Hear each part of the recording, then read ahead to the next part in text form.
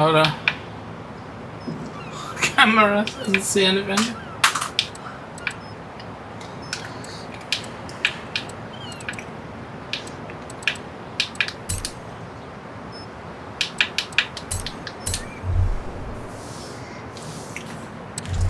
Just a second.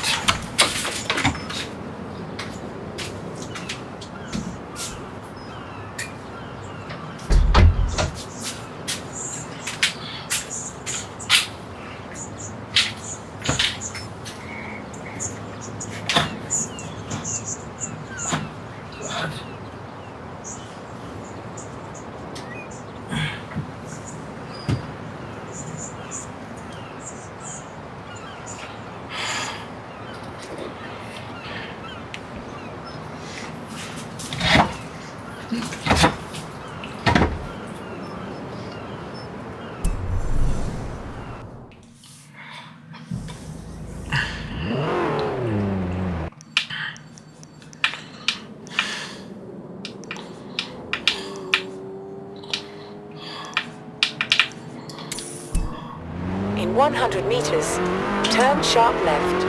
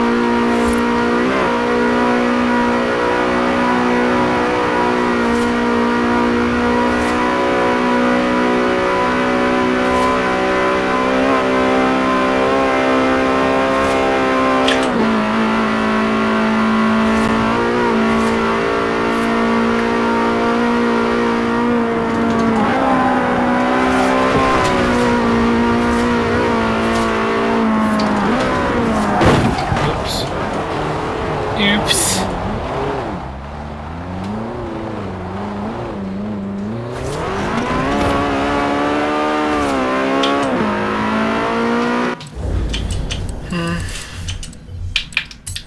I got none.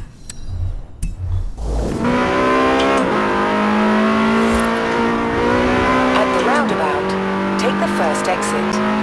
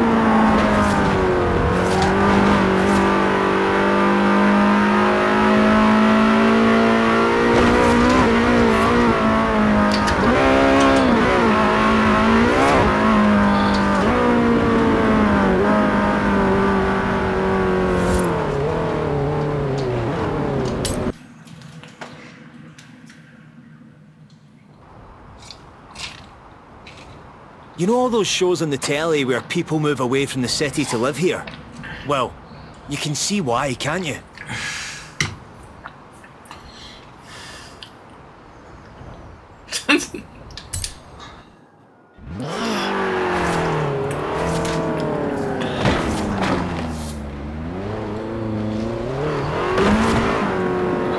What did he even say?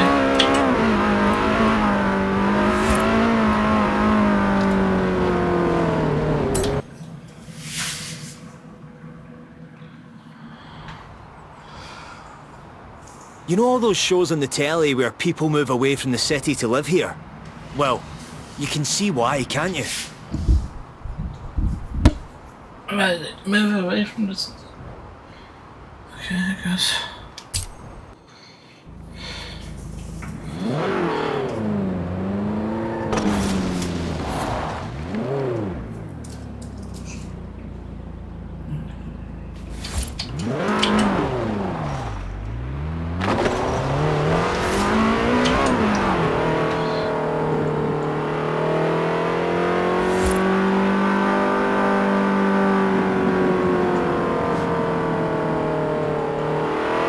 In 400 meters, turn right.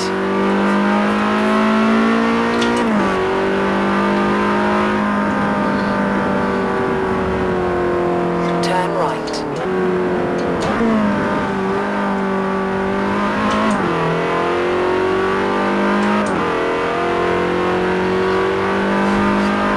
My tour guide last week told me about a classic car lying around in a barn somewhere here. God. Yes, I go on guided tours. What's wrong with that? Be surprised how much you learn.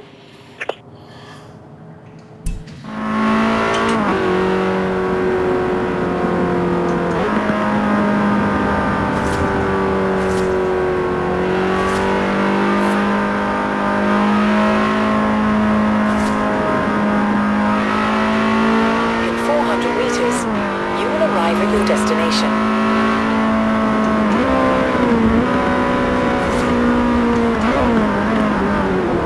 You have arrived at your destination.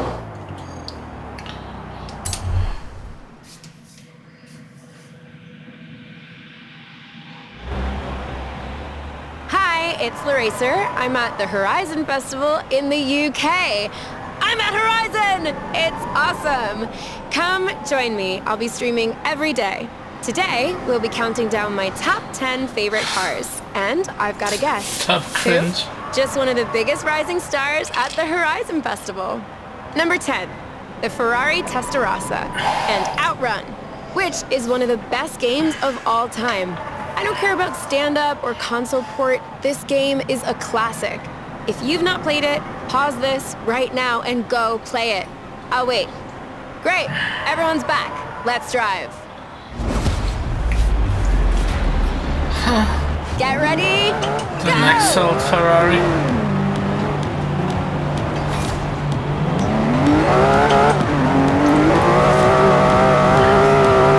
In 400 meters, turn right.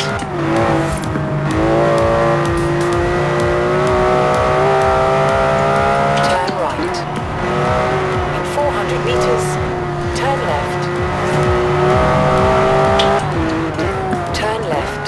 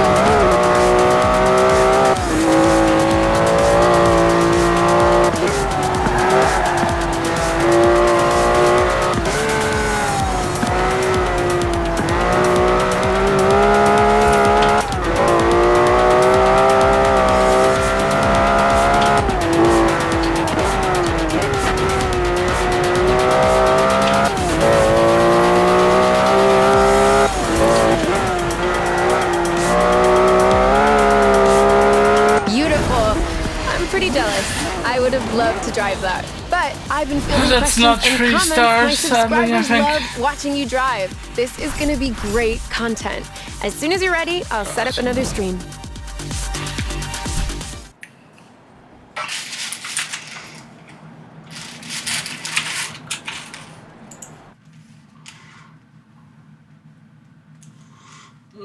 Good.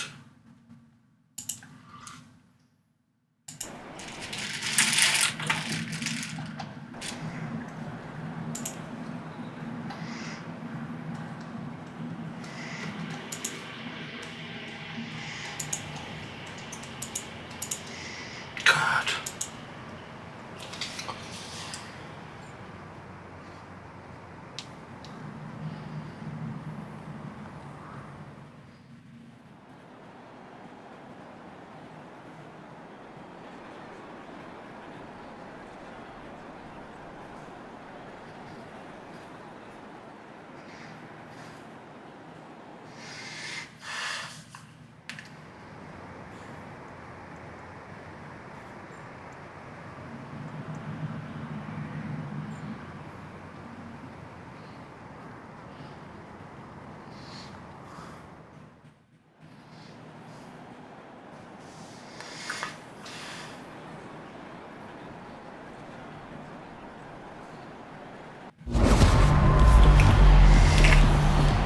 Get ready, go!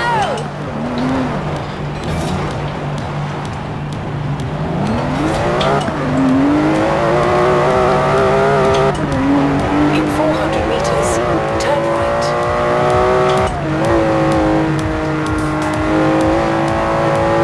Turn right. In 400 meters, turn left. Turn left.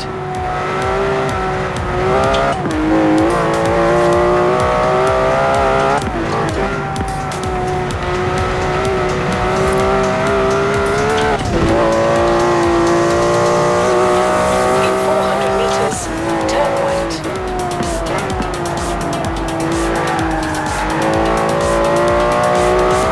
Turn right.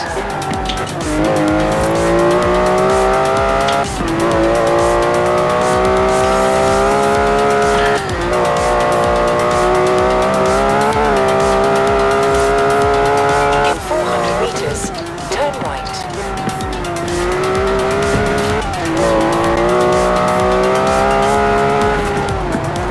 Turn right. In 200 meters, turn left. Turn left.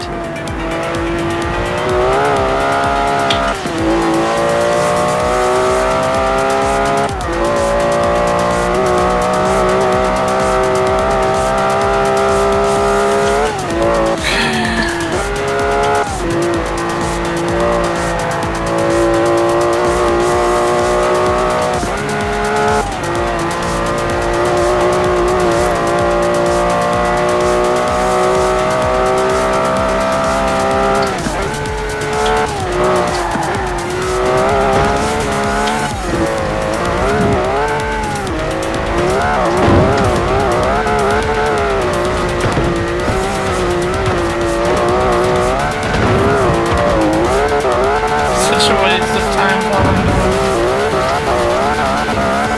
doing. Beautiful. I'm pretty jealous. I would have loved to drive that. But I've been fielding questions and comments. My subscribers love watching you drive. This is gonna be great content. As soon as you're ready, I'll set up another stream.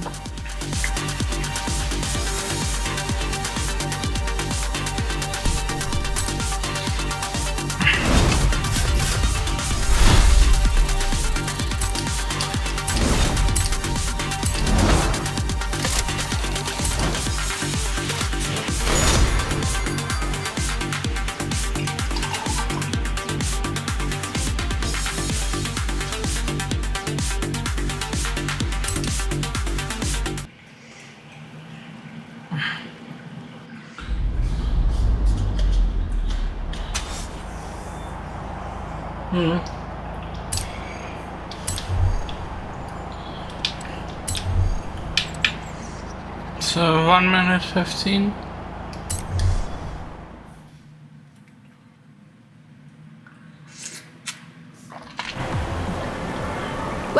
everyone. We're counting down the 10 best car experiences in games. I'm at the Horizon Festival, and we just saw the Testarossa rerunning the sun. It's time for number 9. I've chosen Smuggler's Run and this gorgeous 2016 Aerial Nomad, and we are gonna make it fly. I've got the route in your sat nav. Go, go, go, go, go!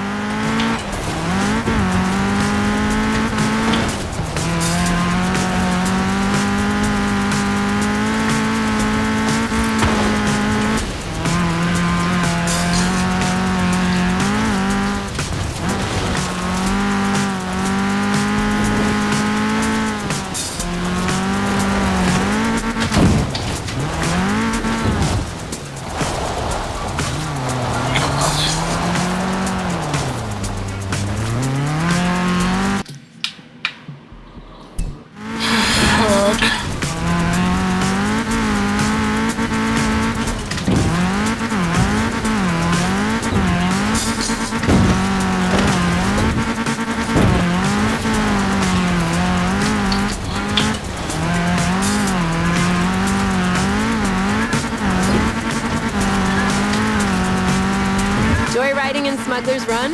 Sure, you could use it to discover the map and learn the best routes, but it was for exploring and jumping off things.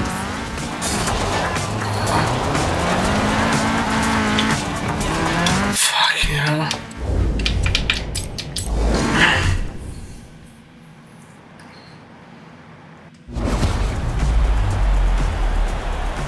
I've got the route in your sat nav. Go, go, go, go, go!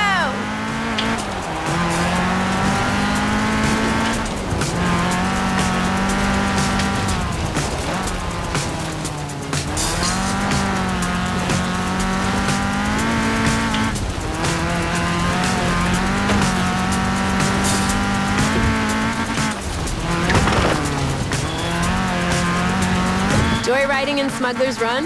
Sure, you could use it to discover the map and learn the best routes, but it was for exploring and jumping off things. This is undrivable. Push the wheel.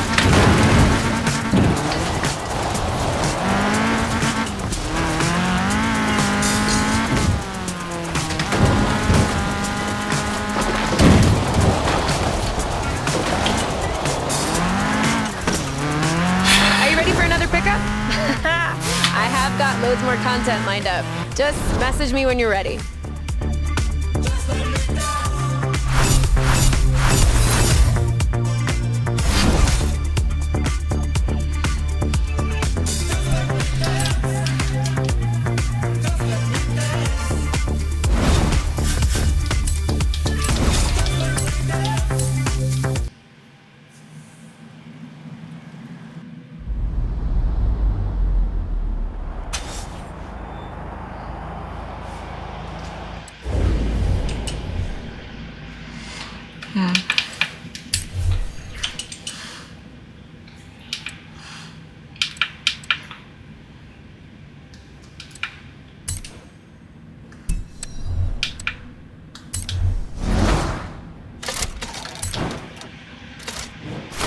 Yeah, 510.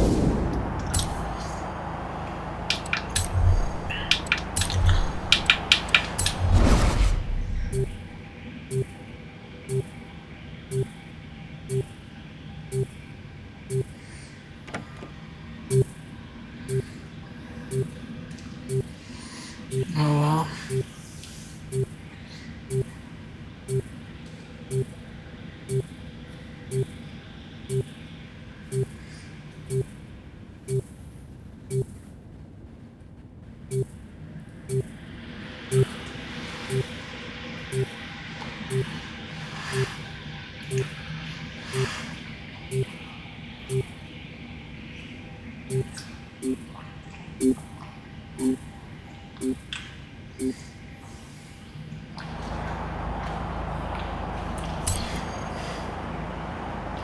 Um.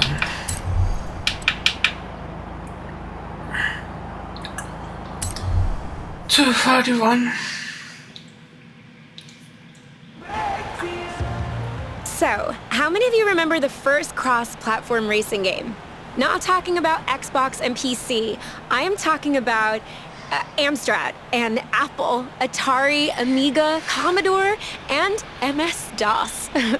It's time for number 8, the Countach, and a speed trap. Let's race like it's 1987. Right, this car just wants to go. So go, blast past that speed camera. So how can I get... This is pretty much the best route.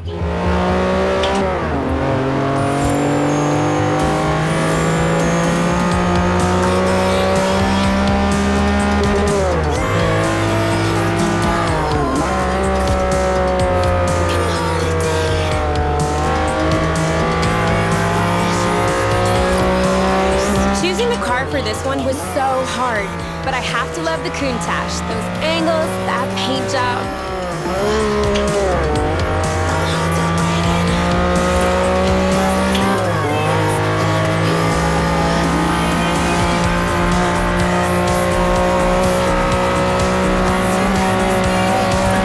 And if I'm wrong about it being the first cross-platform racing game, let me know in the comments. God. Turn around when it is safe to do so. Fuck.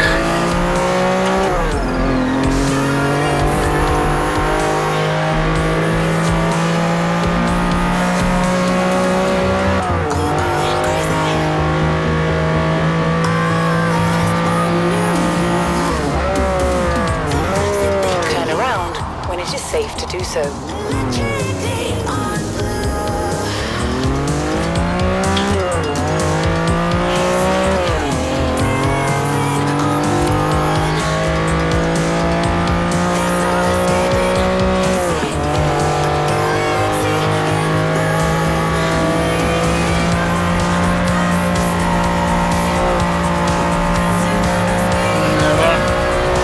Wow, that is beautiful.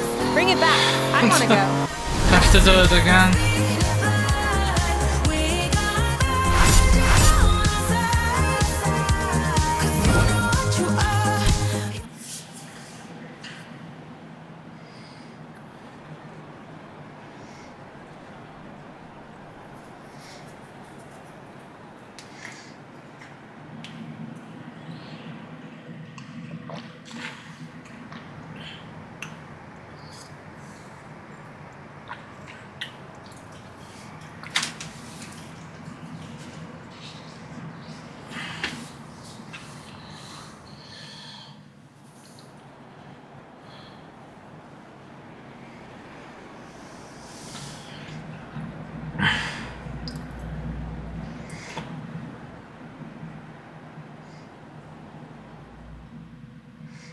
God.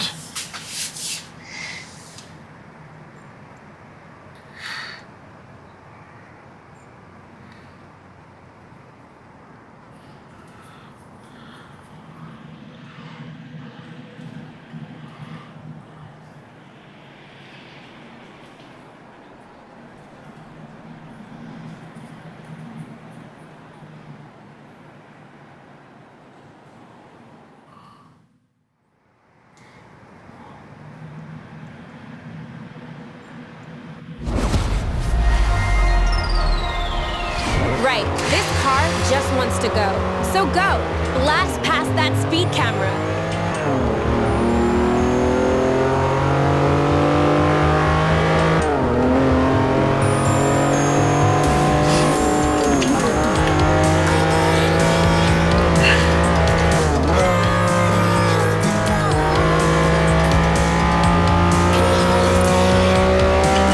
Choosing the car for this one was so hard, but I have to love the Countach. Those angles, that paint job.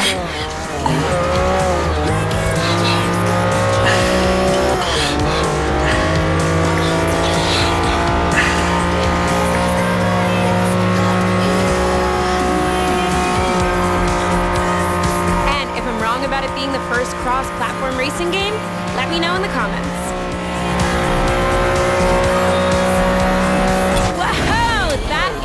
Beautiful. Bring it back. I want to go.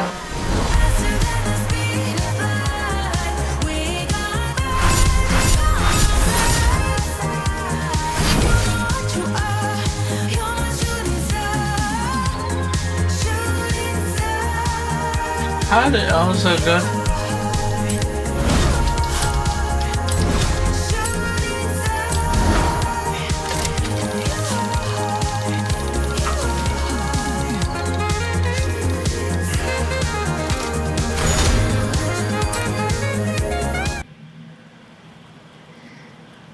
God.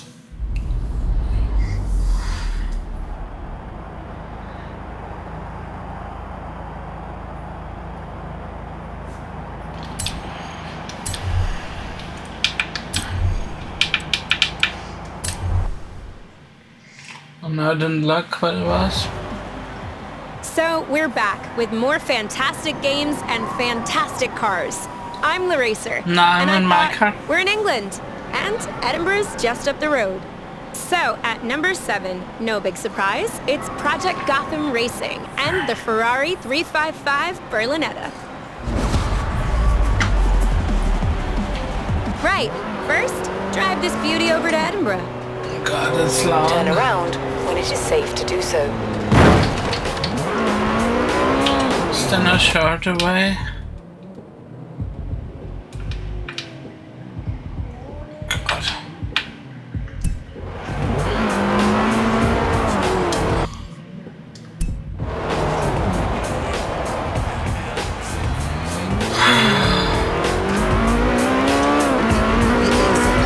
Recalculating route. In 100 meters, turn left. Turn around when it is safe to do so. In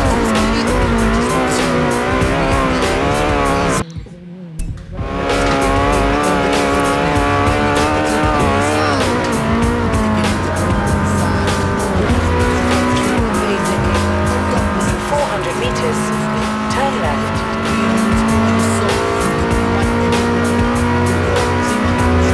Turn left. Turn around when it is safe to do so.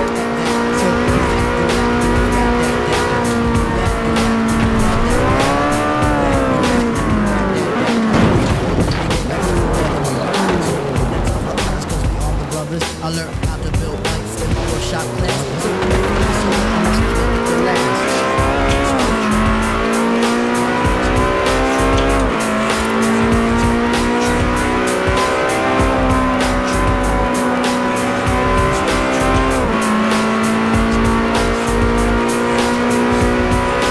Recalculating route.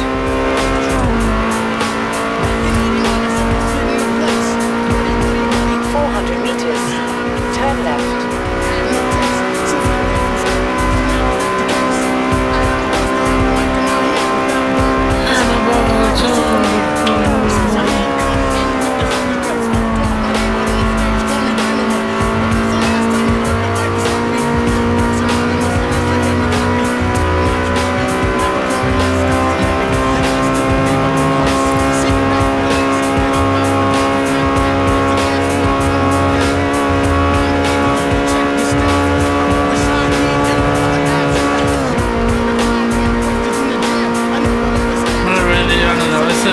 Go up to 300. At the roundabout, take the second exit. Turn around when it is safe to do so.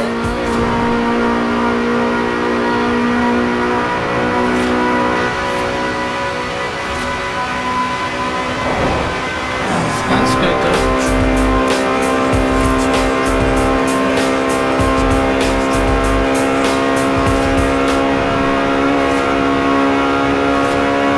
Turn around when it is safe to do so. Oh, just one more, yes! 300.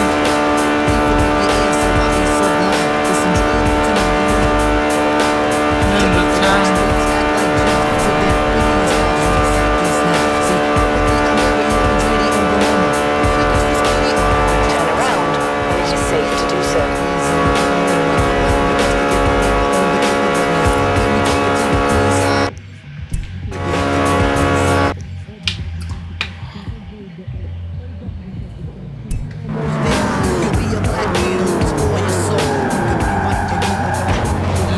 Should have taken that.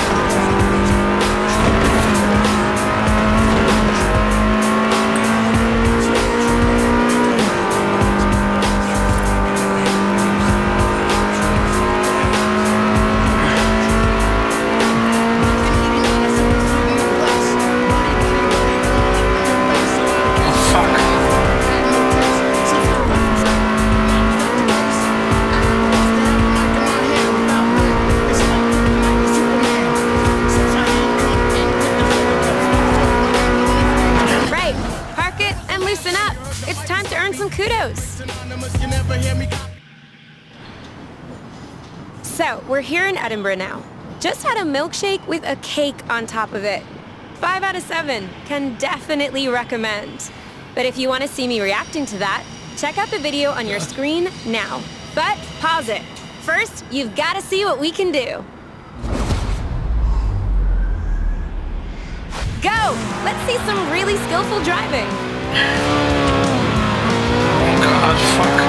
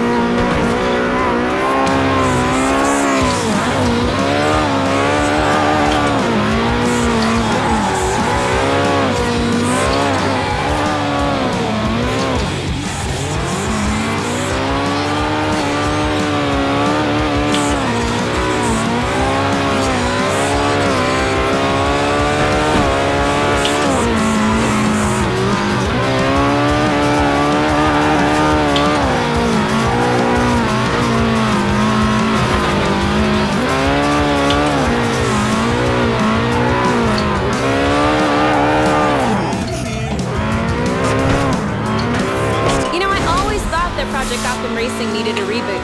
Though, being at Horizon isn't half bad.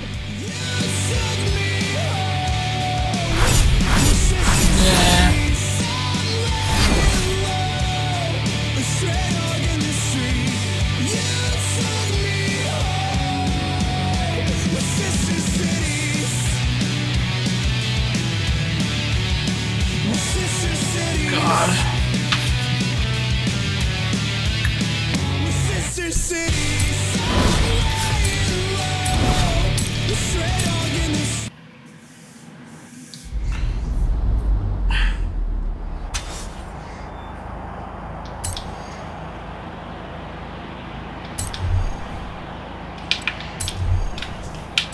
Well, close. Oh.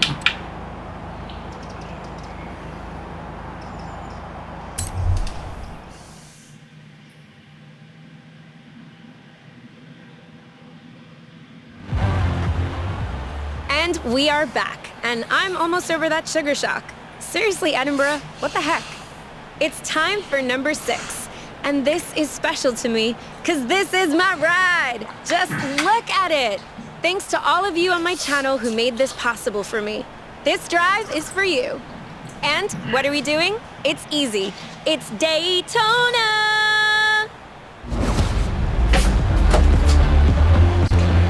3, 2, 1.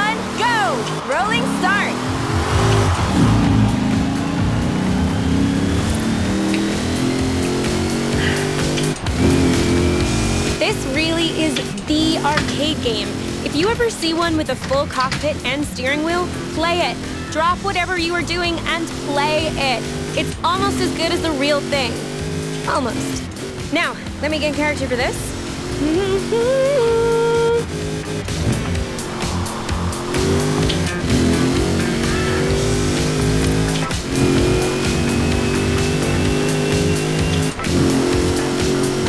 Time extended.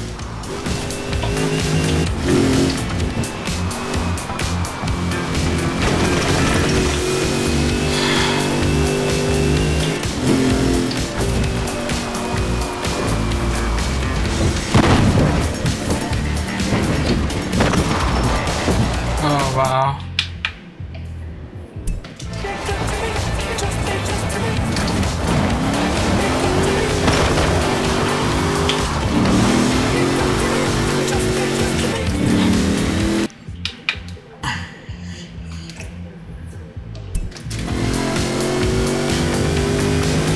That's time extended.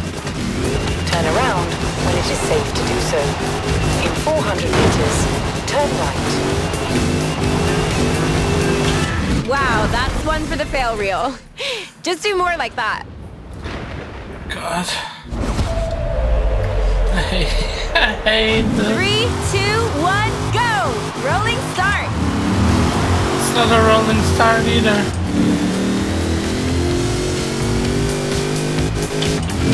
This really is the arcade game.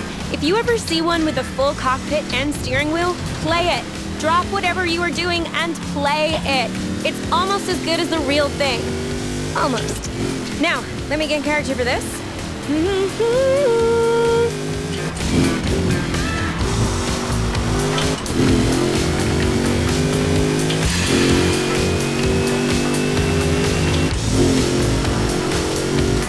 Time extended.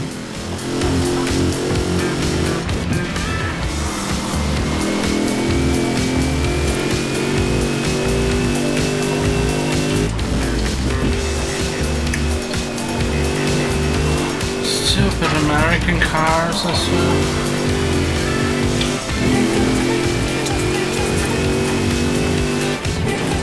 That's time extended. In 400 That's meters, the road. turn right. Turn right.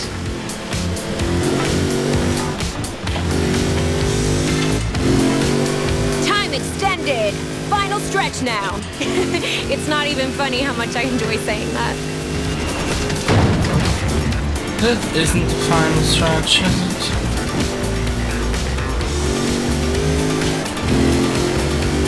Oh God.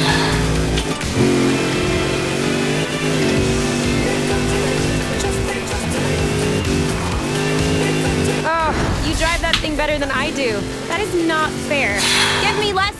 And do you mind if I live stream them?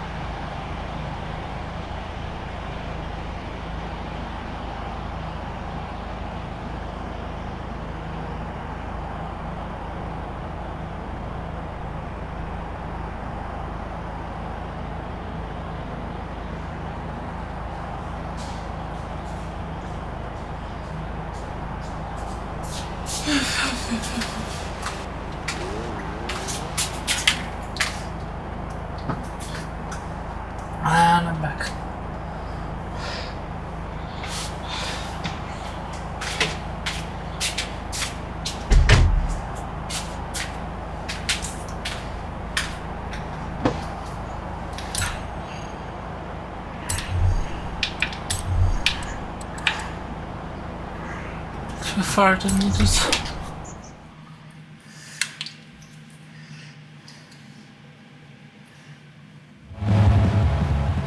Welcome back, all of you. It's time to get a little crazy. Or a little more crazy. I don't know. What do you guys think? I'm here at the Horizon Festival counting down my top 10 picks for the best cars and games. Time for number 5. This game was all about fun and big cars. And going crazy. It's Crazy Taxi. And we've got a Chevy Bel Air to do it in. Yo, I've got a fare for you. Get to Ambleside and do a crazy jump on the way.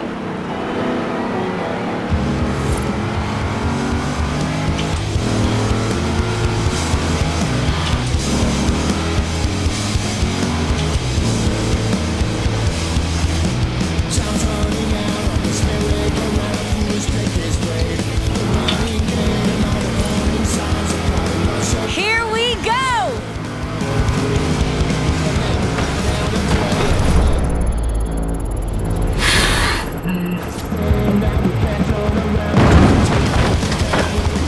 That was wild.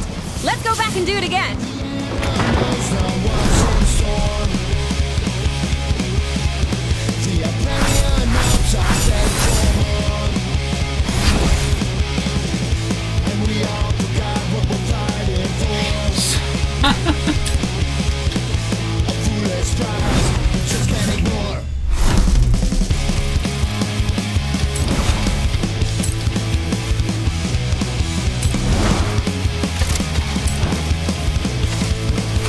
Yeah.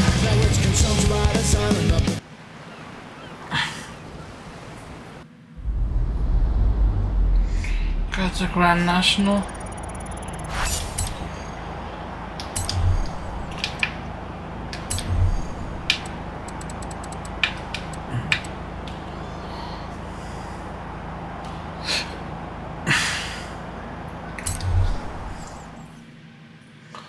Two minutes 10. Hey, you all. Right, we're counting down my top 10 picks for the most memorable cars in video games. It's time for Sega Rally. We've got a 92 Integrale Evo with all the rally upgrades, and no apologies, I am going to go all out fangirl on this one. 3, 2, 1, go! Hard right.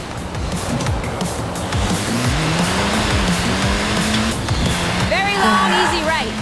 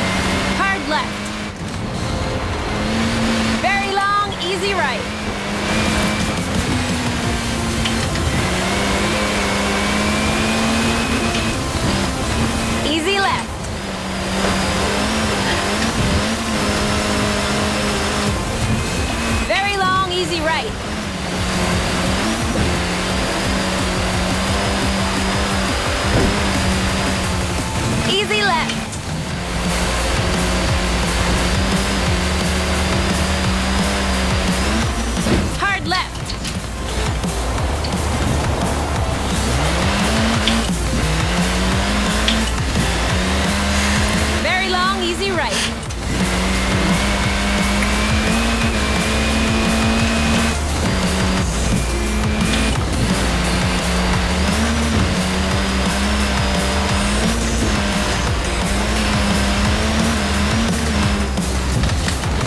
Very long, easy left.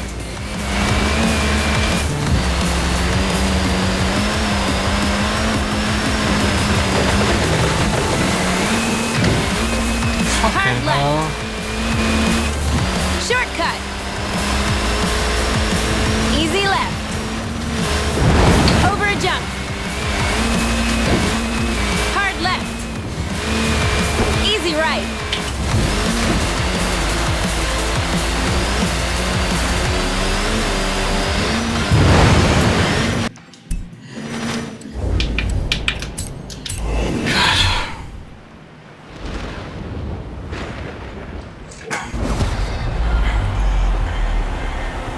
Three, two, one, go! Hard right.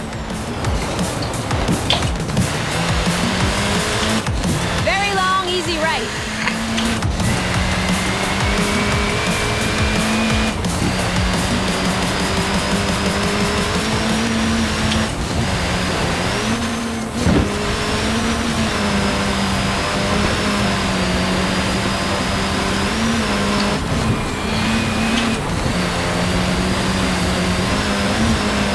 Hard left.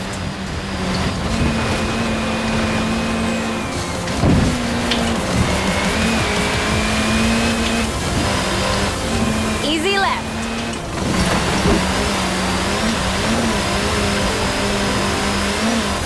Very long, easy right.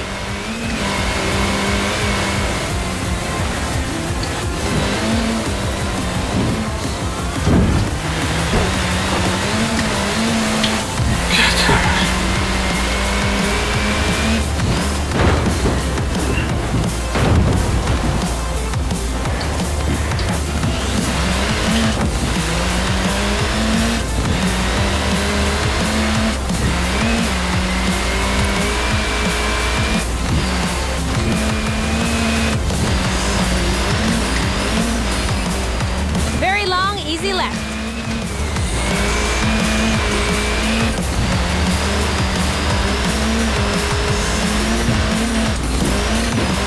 Hard left. Shortcut. Easy left. Over a jump. Hard left. Easy right.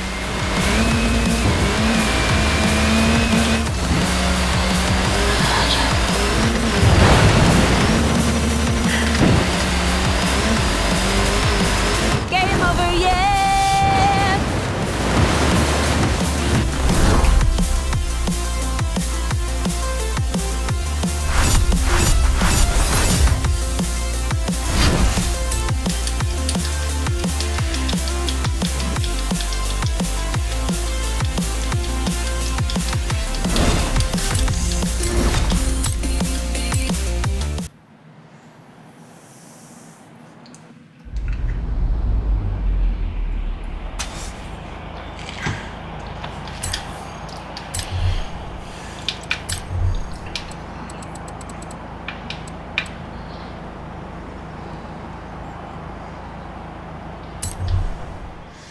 $90K.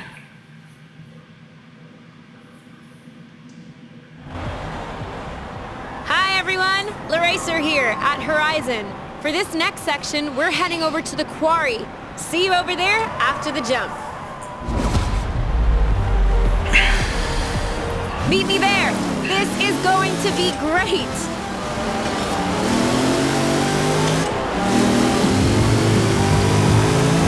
In 400 meters, turn right.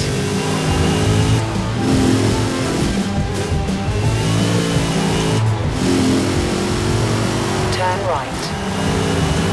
In 400 meters, turn left. Turn left.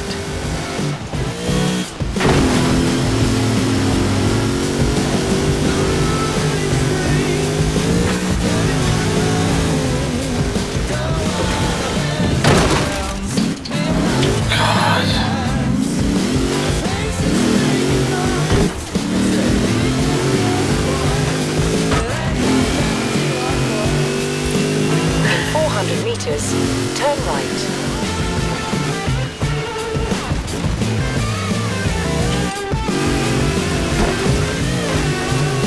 Turn right. Turn left. 100 meters. Turn left.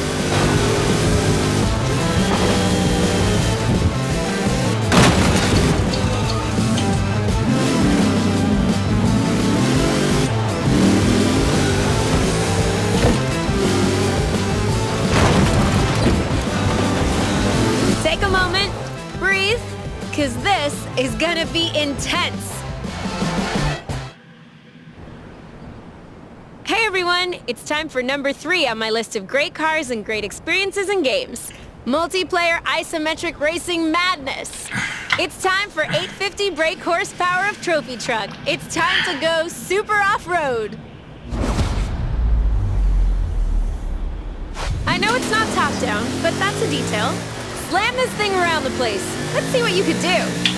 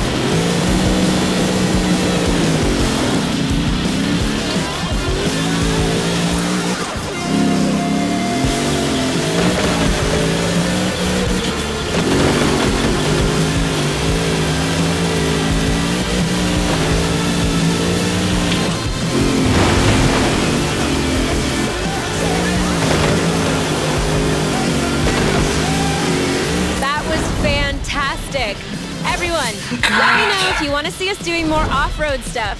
Maybe you even want a whole countdown about it. Let me know in the comments.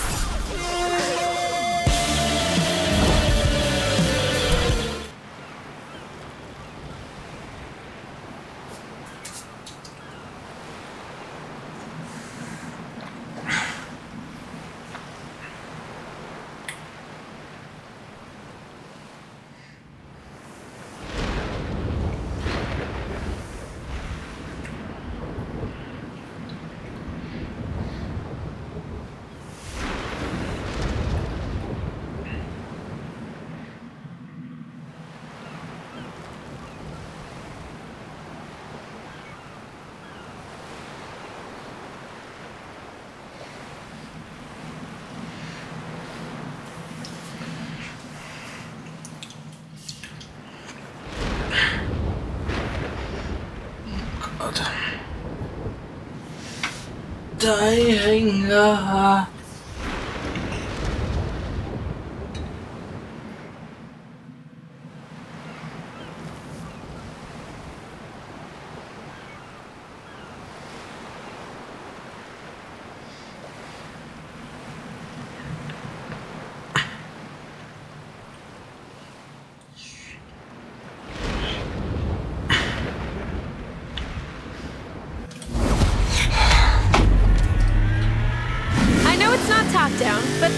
cocktail. Slam this thing around the place. Let's see what you could do.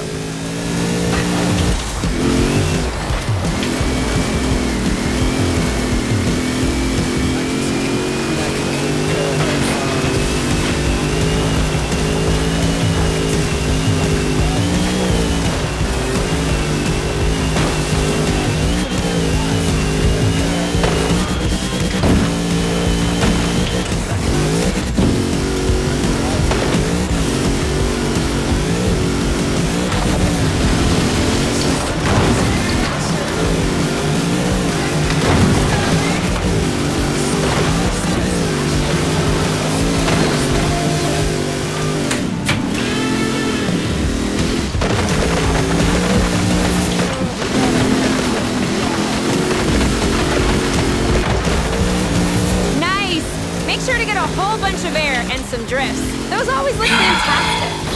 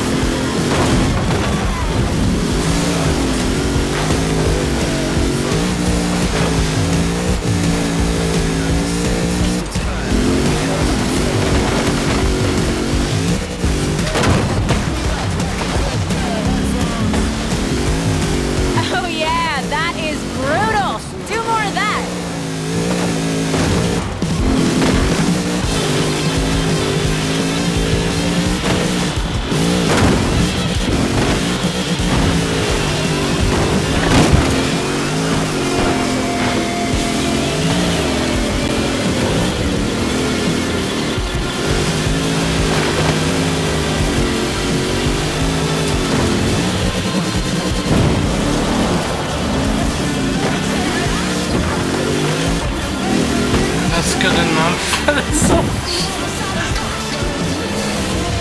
That was fantastic. Everyone, let me know if you want to see us doing more off-road stuff. Maybe you even want a whole countdown about it. Let me know in the comments.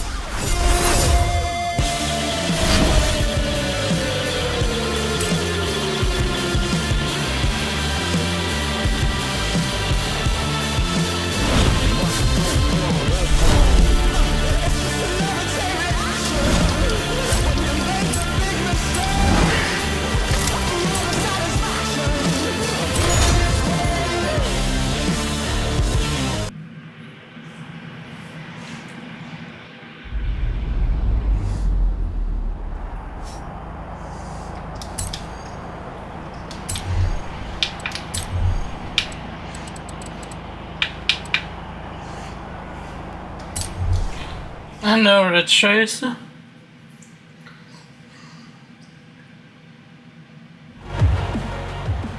It's Laracer here, back at Horizon, back counting down my top 10 favorite experiences in cars.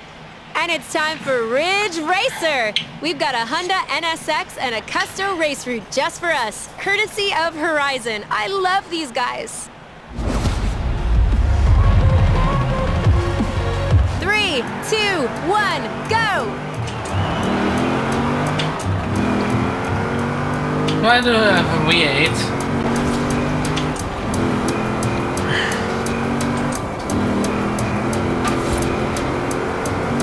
Wow! What a start! This is just what I wanted to see.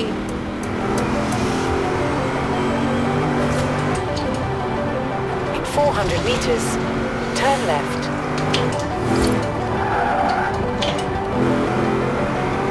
Turn left.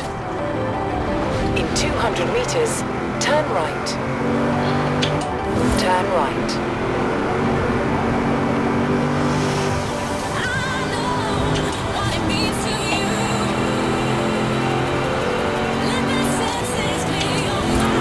In 400 meters, turn right.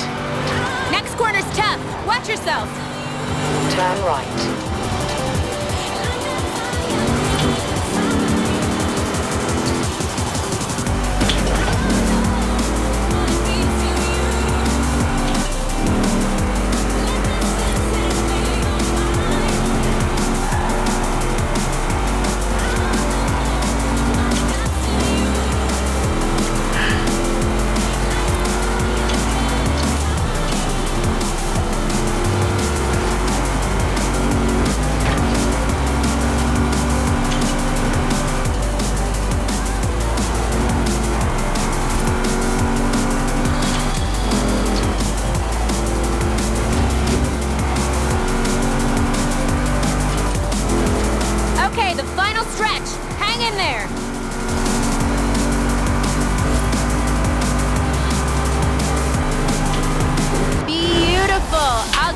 edited and posted.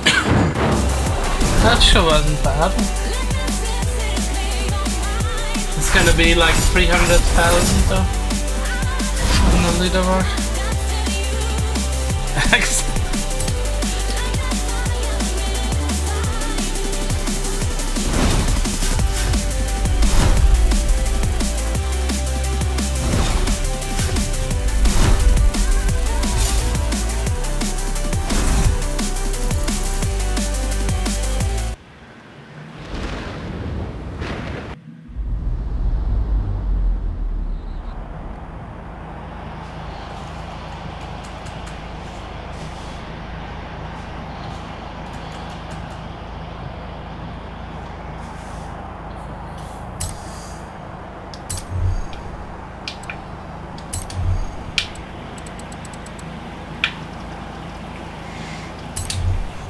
Porsche 911 Turbo. Welcome back. It's me, Laracer at Horizon, and we're counting down the best cars in the best games. And we've made it to the top of the list. This is going to be controversial, and it was hard to pick, until I realized there is only one car that deserves to be in this spot. The car. Not the fastest or the most expensive, but it's hard to point to something more iconic than this. I am talking about the 911 Turbo. The car that's been in more games than anything else, with a turbocharged flat six and what I think is the most beautiful chassis of any car. But what game am I talking about? What game do I hear you ask? All of them.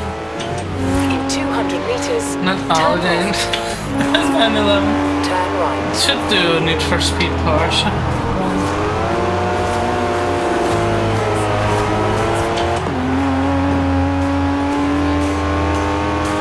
Cartoon games, sci-fi post-apocalyptic games, racing games, they all had one thing in common.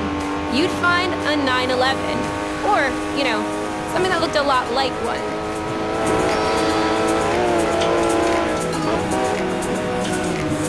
The first time I saw one, I fell in love. And, judging by the comments, most of you did too.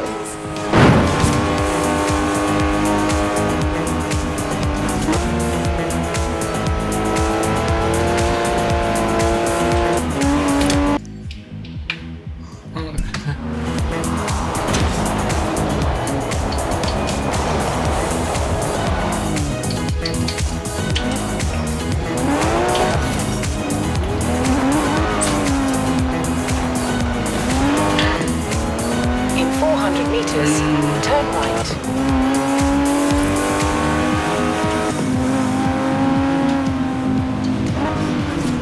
Turn right.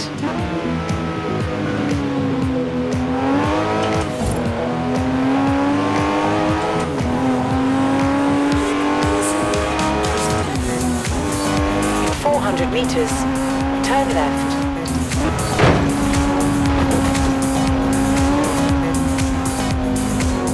Turn left.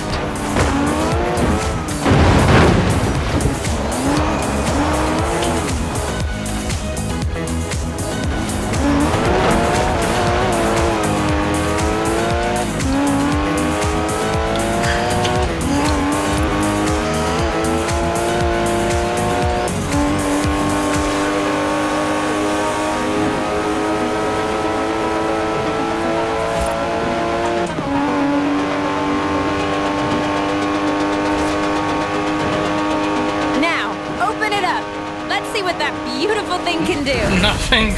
So, that's it. My top 10 cars and games. I hope you've enjoyed this and enjoyed watching this awesome driving. Remember to subscribe for more Laracer content and be sure to come back soon.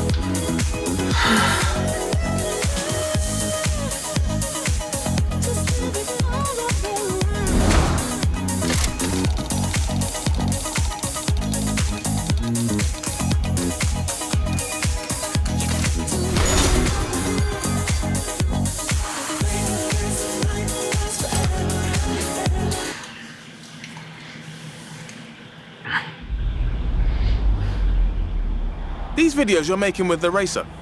You know you got 1 million views already. At least a few of which are me watching on my phone. Speaking of, expect a call back soon. You kidding me? I mean, a perfect rating on a Horizon Challenge or Driver app is one thing. But on the internet? The internet.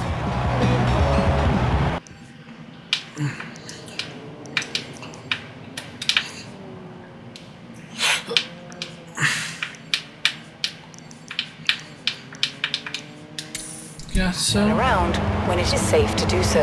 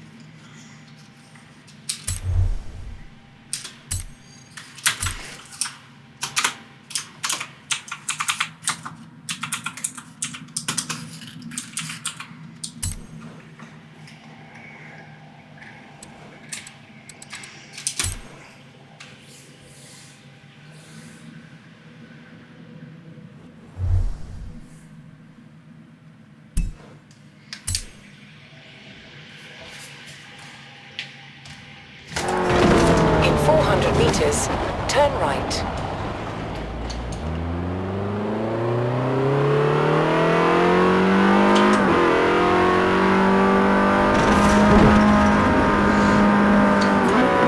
Turn right. Is it so loud?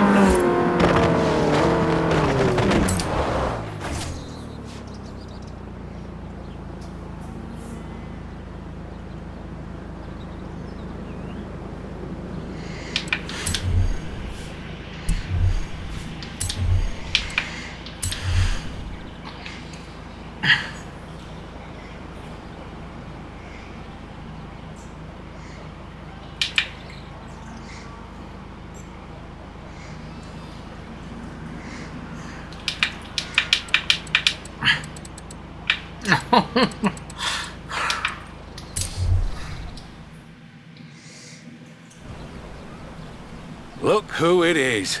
Ready to get back into the real excitement? I'll bet you are. Right, we've closed some roads over the coast. You'll want to take your car there. Can't let you out the stunt vehicle yet. You'll understand when you see it.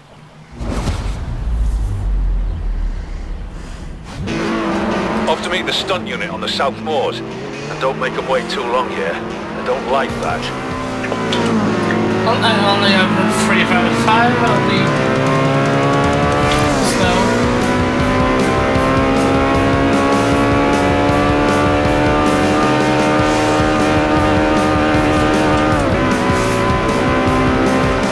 In 400 meters, turn right.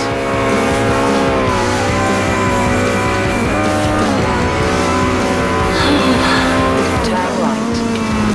Reasons? Oh.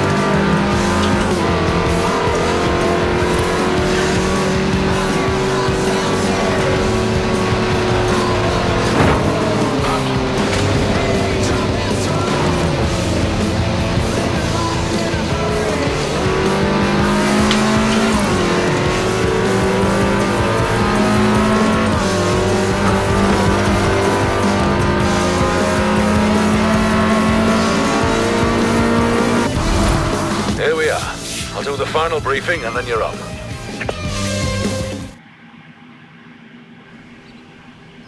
No jets or jumps this time.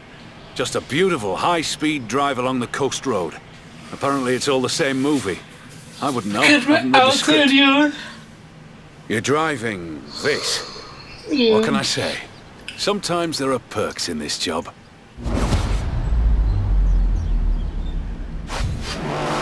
Here we go. Scene 29. Beauty Drive. Action!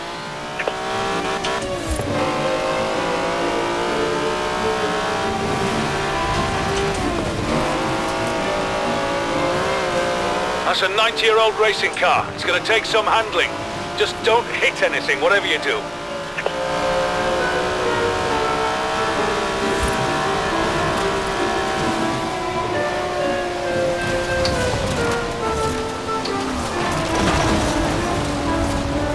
Coming up on the coast road now.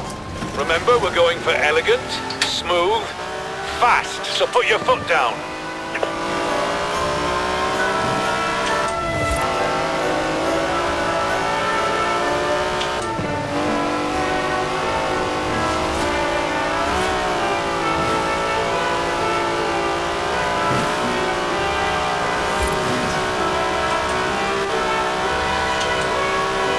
How is it so fast? Holy shit.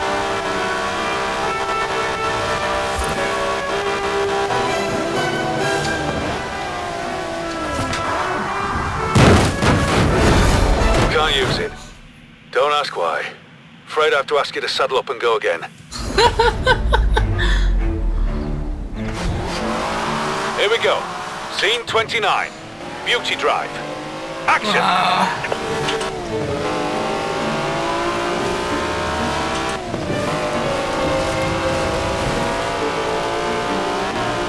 That's a 90-year-old racing car. It's gonna take some handling. Just don't hit anything, whatever you do. I already hit the fox.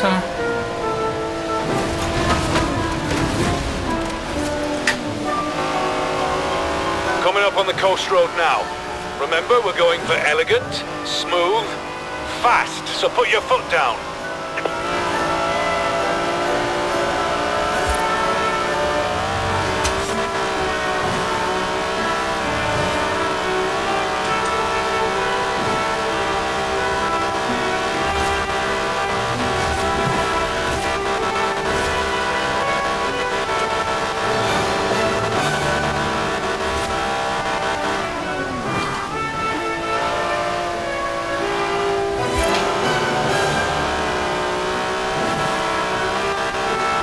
All the way up to the lighthouse.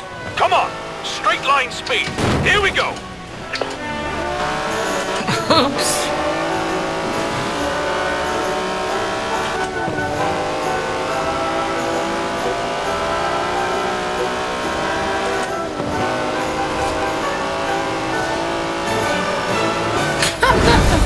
That was beautiful.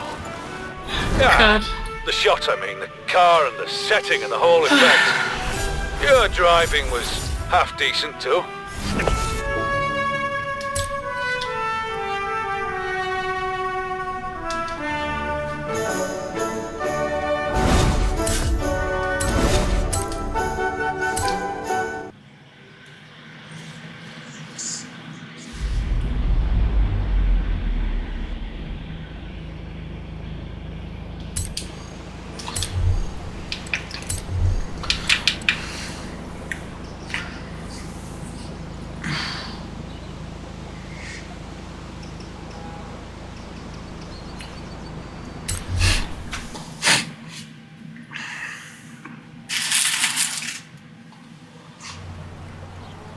Good to have you back. Now, this next stunt is going to require skill, delicacy, and, Can do one inertia. more. I'll give you the stunt vehicle now so you can get the hang of it. Just don't put too many scratches on it, yeah? We want it nice and shiny for the shoot when we get there.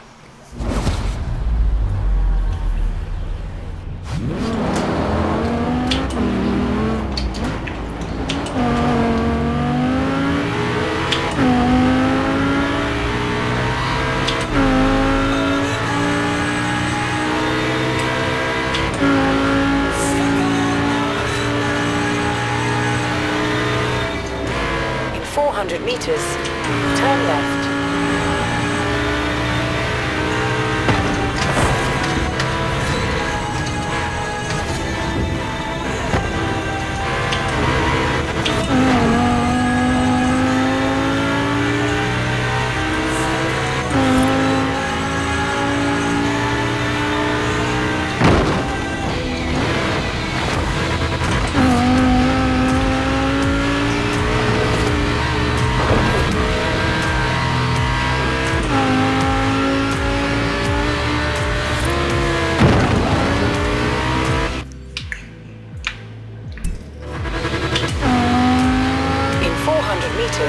Turn right.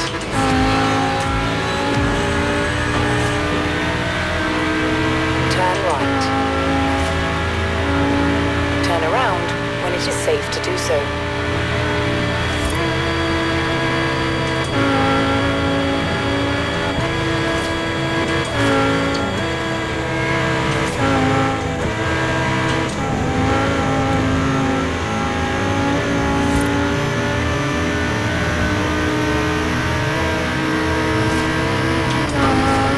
Calculating route.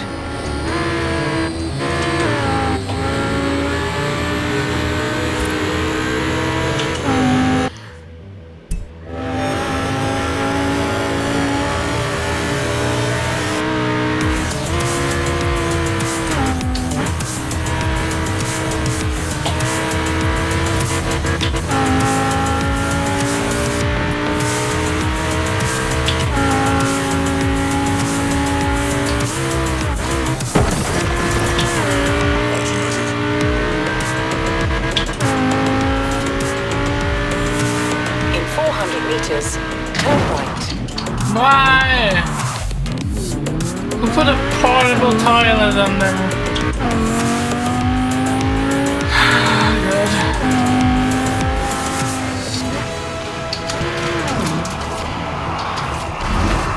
Right, this is the place. This is a tricky one. A jump across a river, loads of rocks. Focus. Get the car to speed.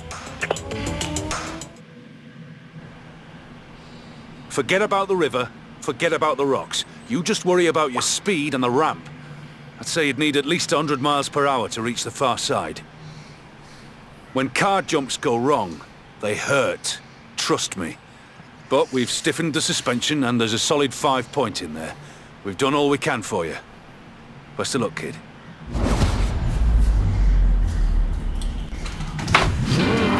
Let's do it.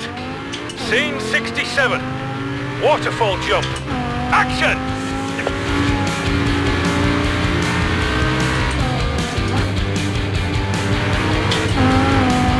Fast and flat and level, kid. You can do this.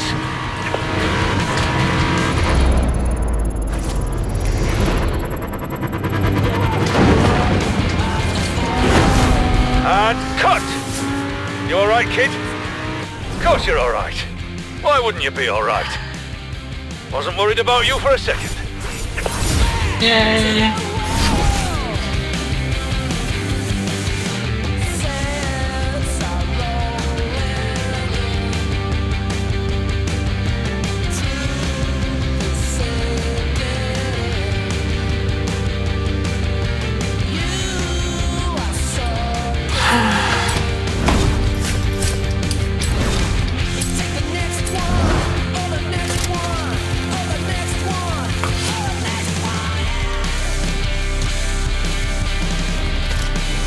The youth.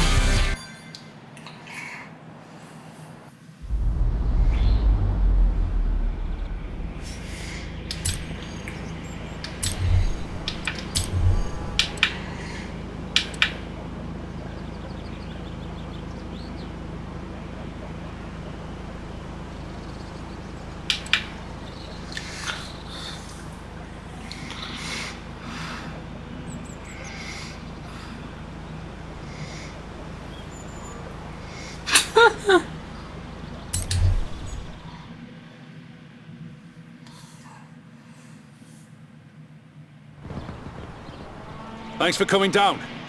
We have to reshoot the sequence. They let the real Frankie Beaumont do it the first time round, and the results were... Less than inspiring. Nah, what we need is a professional stunt driver, right? Head for the village. You can get a handle on the stunt vehicle on the way.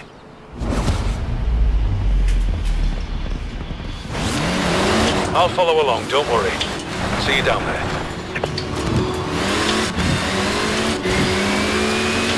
In 400 meters, turn right. Turn right.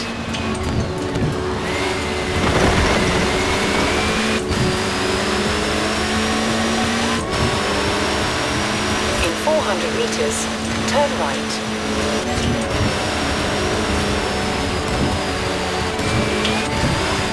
Turn right.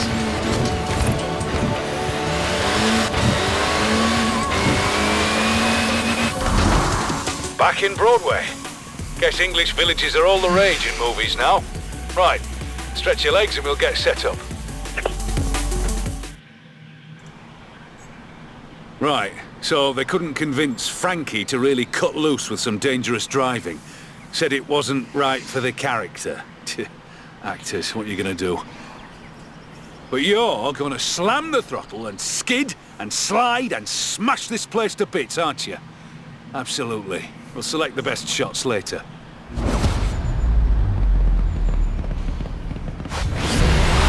Okay, scene 82. Village chase. Action!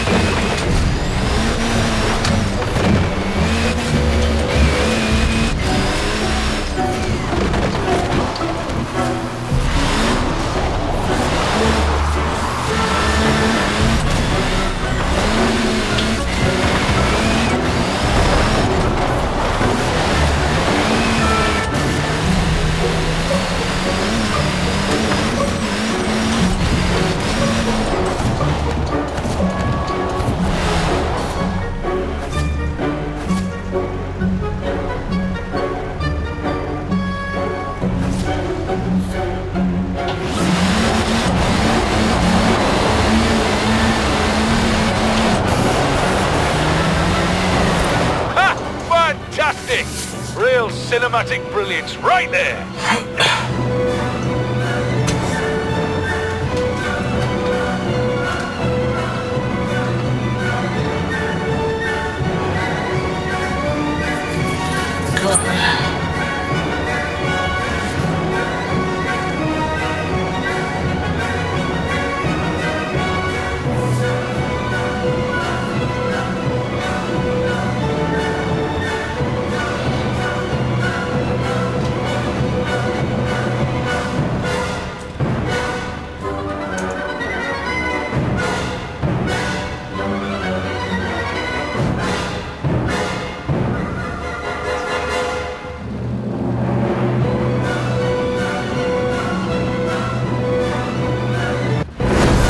Nice work.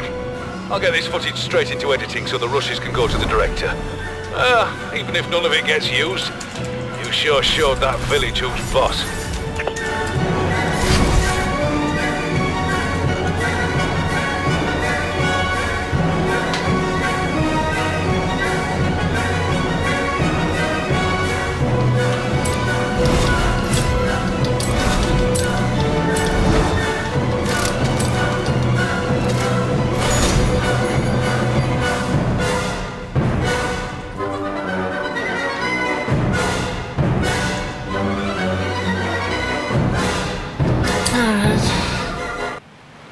See if I can still make the forzathon live.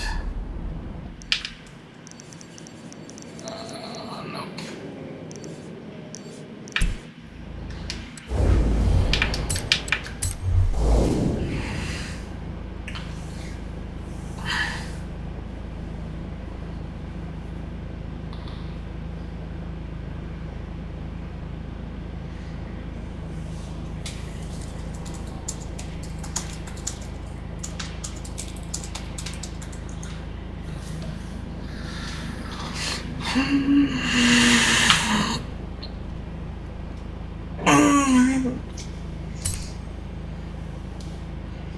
Unless it's like starting here.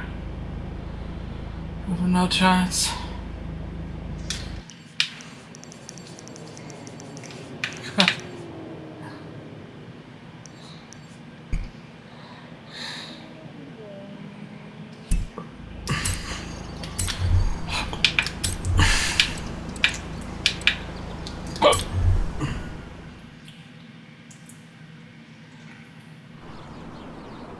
Hello again. So, I spoke with the director of this Frankie Beaumont movie, and I think they're writing in new stunts just for you now. Well, if you're up for it. I said you would be. Great. Anyway, it's all set up on a road course. Bit of a drive, so you may as well take the stunt vehicle, but don't ding it, or the production designer will kill me. So the cheese 65. Location is up in the mountains. I'll see you there.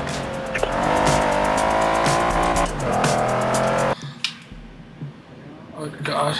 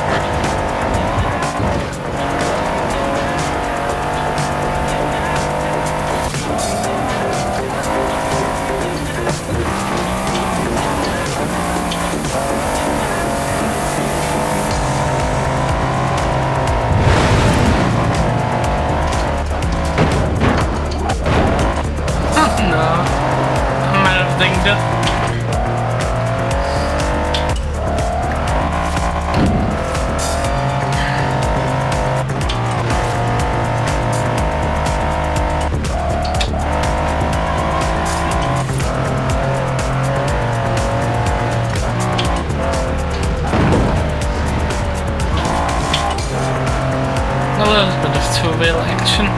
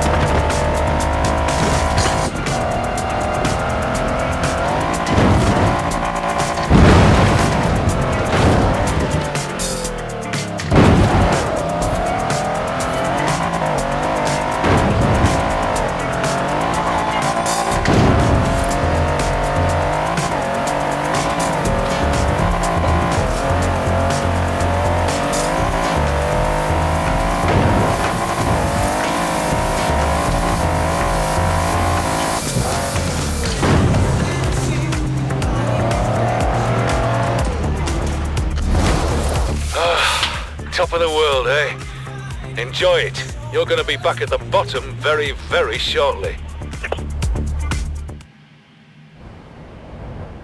Oh, I should mention, you're doubling for the villain this time. Everyone loves a good bad guy, right? Supposedly you're up in the mountains formulating your evil plan or something. I wouldn't worry about it. You just have to get from the top to the bottom fast as you possibly can.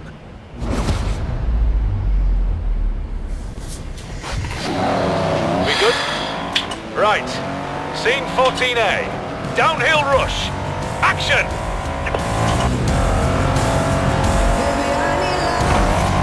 Take it off-road. Watch the cliffs. Some big air coming up.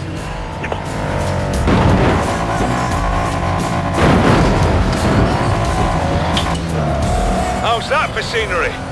Now, we've got cameras on the viaduct, so keep control as you come down this slope.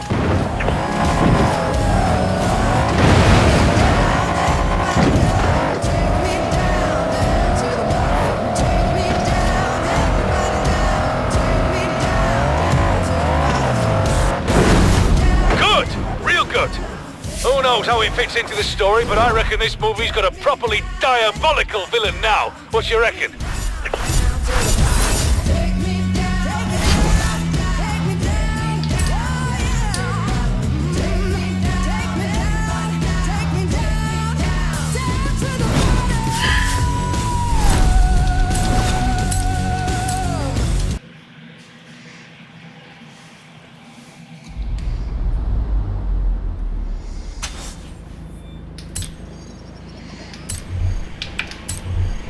So what was the chapter?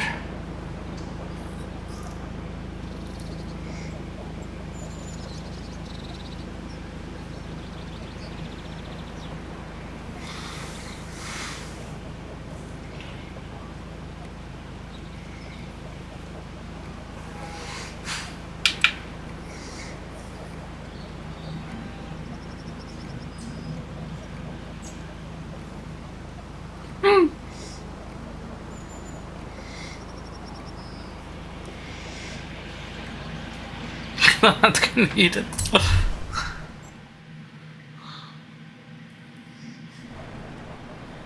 Hey, there you are. Taking a break from the Frankie Beaumont movie, if that's all right. Thought you might help me with a short film project of my own, up in Edinburgh. Race, you there? Ha, no, kidding.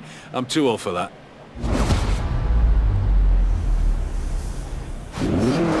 Are you familiar with Claude Lelouch's C'était un Rendezvous? Look, I'm not usually much for art house cinema, but this is the most famous 8-minute run through Paris ever put on Oh film. yeah, that one.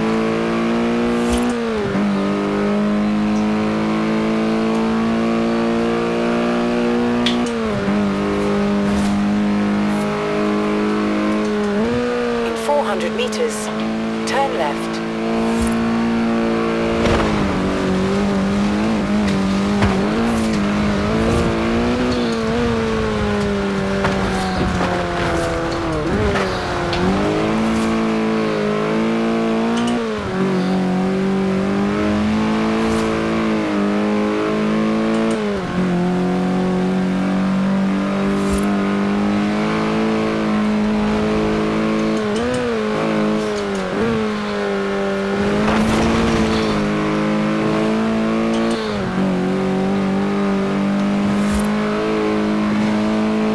In 400 meters, turn right.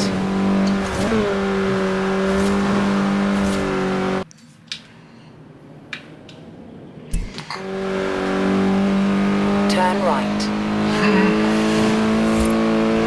Turn around when it is safe to do so.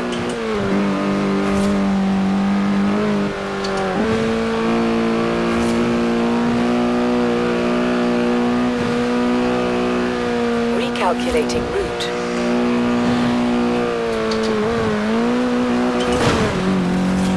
In 400 meters, turn sharp right.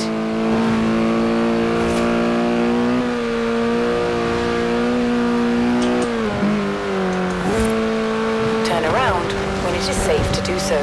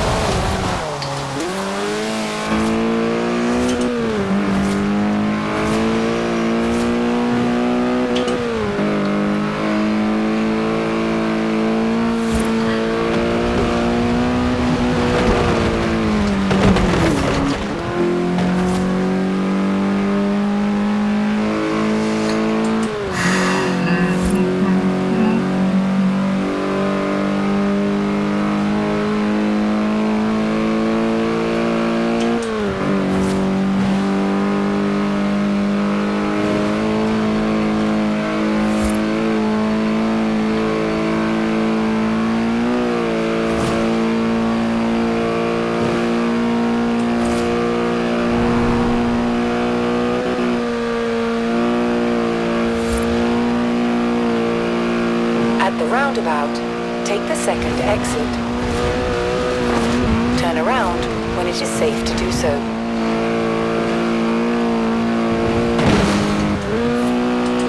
In 400 meters, turn right.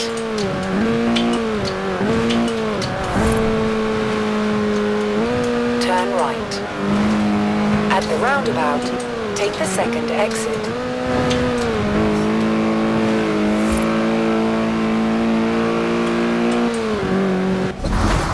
I'm doing an homage, except I'm using the most beautiful of all the capitals of Europe. What do you think? Right. Route is set. Got cameras on the car. All I want you to do is open it up in this. Bit of a French reference, but it's got more than enough power. Fast and clean is what we're going for.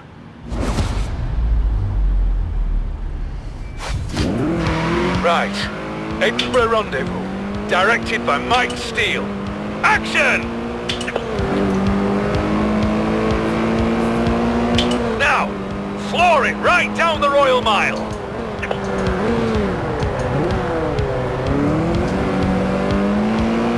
Across North Bridge, then hard right and into Newtown.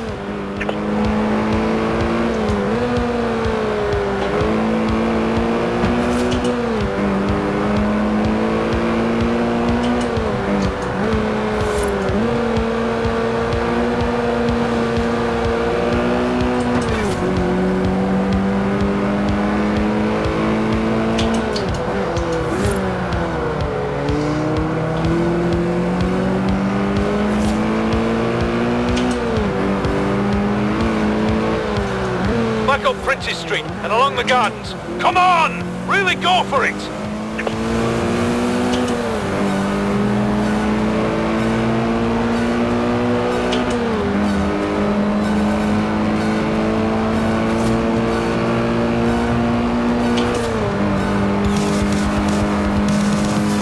Now, out to the city! Without hitting a tram, please.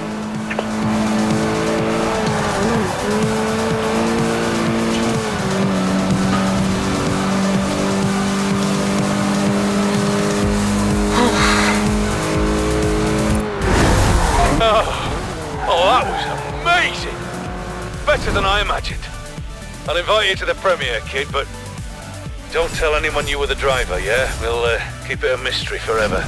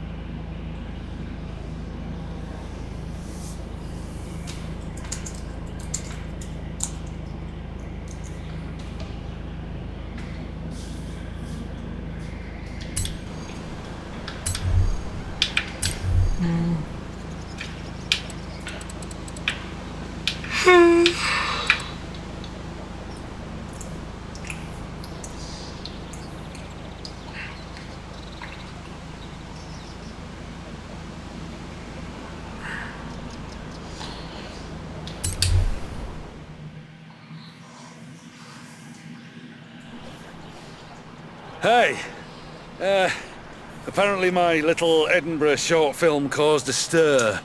It seems the city doesn't appreciate cinema verite. They prefer you to get permission.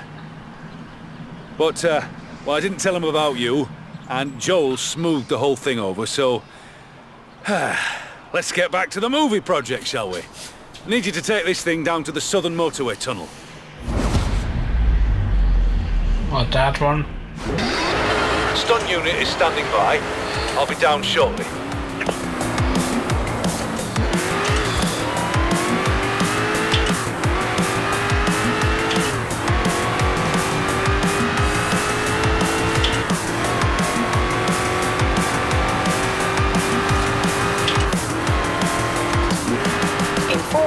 meters. Turn right.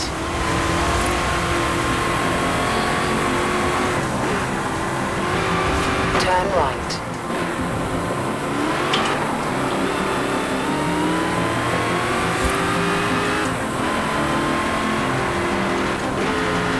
In 400 meters, turn left.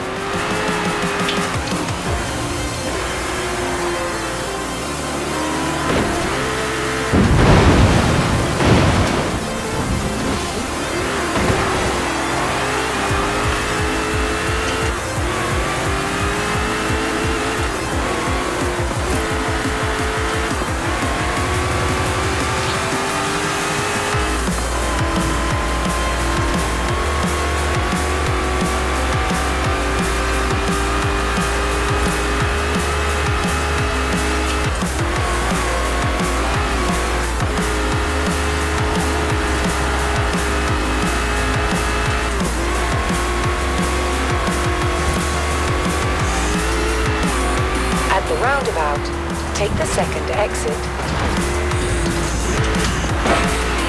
Turn around when it is safe to do so. Here we are.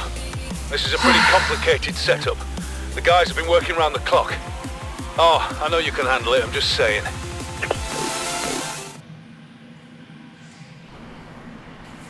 So, remember when I said a lot of computer stuff? Ignore that. We've got multiple barricades, tunnels and jumps. Keep your head in the game. If the driving's real, nothing else matters.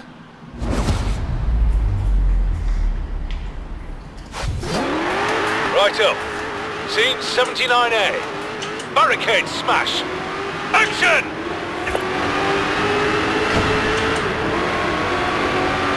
Your route's safe, but try to make it look dangerous, yeah? Throw the back end around a bit. Looking good. Now, gun it through here. There's a ramp by the bridge. Jump it. Plow through the junk on the far side. Look at that sky, though. Tunnel's littered with big stuff. Follow the route and get some good swerves in, though. Watch out, because there's some big stuff in there, too. Now, out the final barricade and hit the jump.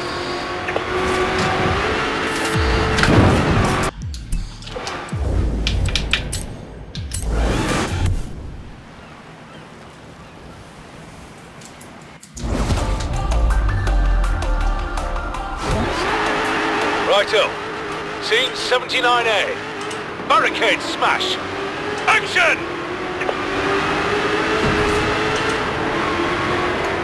Your route's safe, but try to make it look dangerous, yeah? Throw the back end around a bit.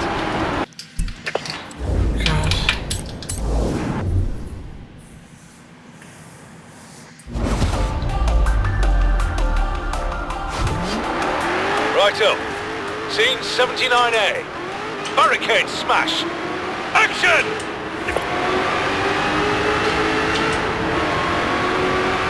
Your route's safe, but try to make it look dangerous, yeah? Throw the back end around a bit. Looking good. Now, gun it through here. There's a ramp by the bridge. Jump it. Plow through the junk on the far side. Look at that sky, though. Tunnel's littered with big stuff. Follow the route and get some good swerves in, though. Watch out, because there's some big stuff in there, too. Now, out the final barricade and hit the jump. God.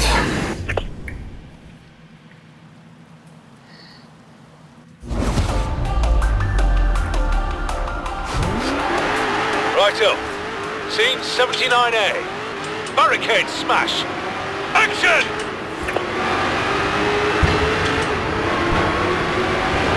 Your route's safe, but try to make it look dangerous, yeah? Throw the back end around a bit. Looking good. Now, gun it through here. There's a ramp by the bridge.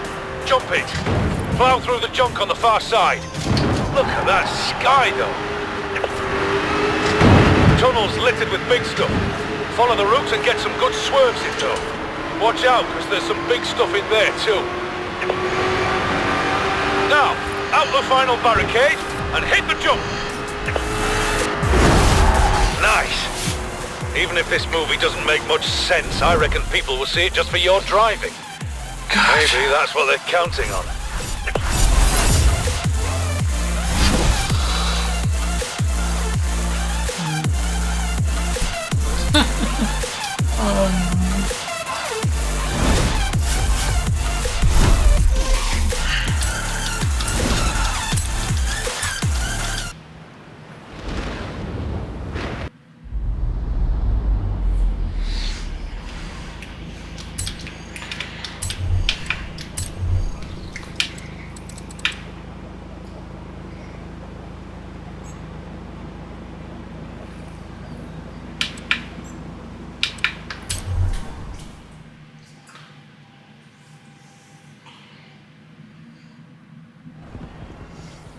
Sounds like your name is getting around in the business.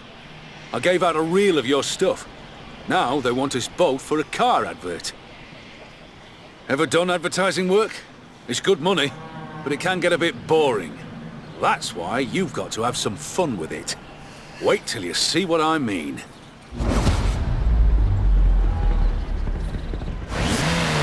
Take your car and meet me on set. I'll show you.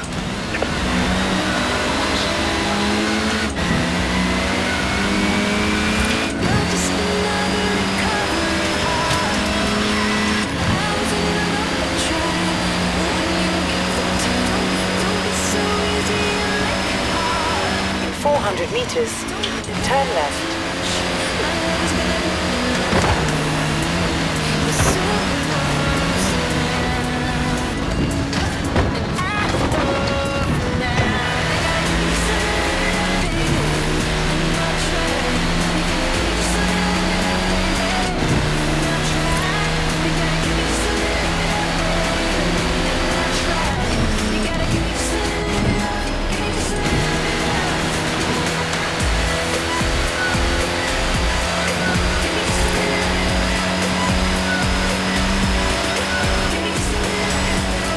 In 400 meters, turn left.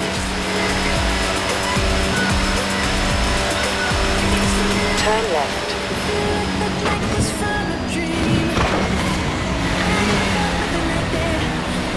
Recalculating route.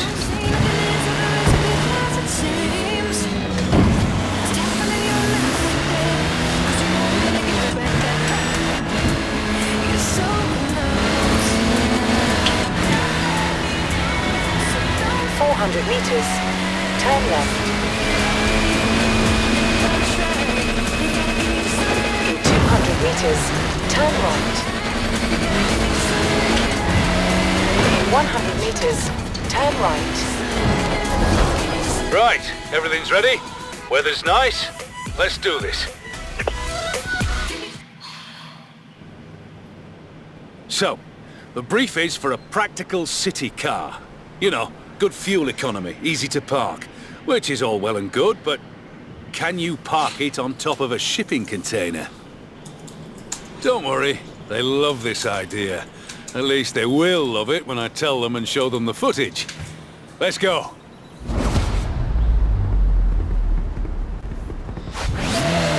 Okay, container climb advert, take one. Action!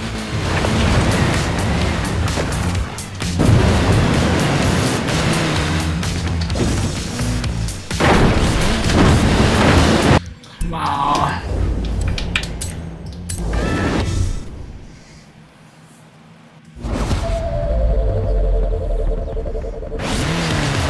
Okay, container climb advert, take one.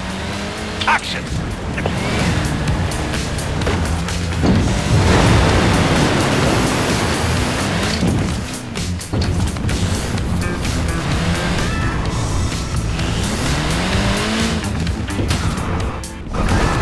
That's it! Cut it! Print it! If that doesn't sell practical city cars, then I don't know what will.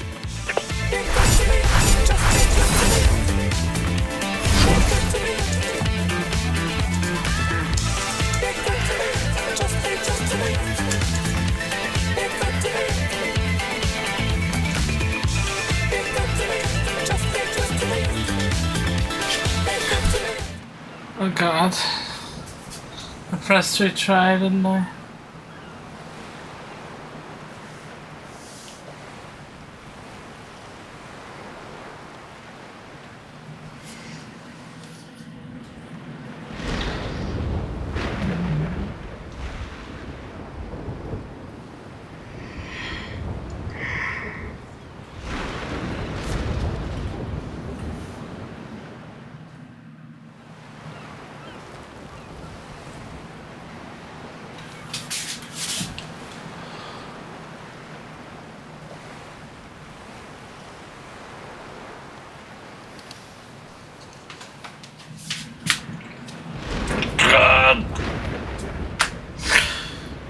Why doesn't it load?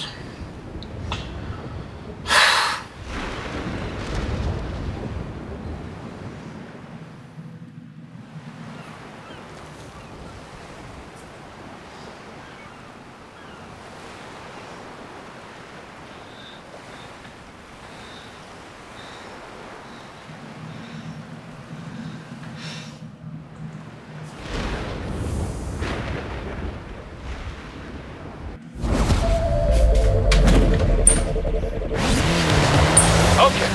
Container climb advert, take 1. Action! Oh god.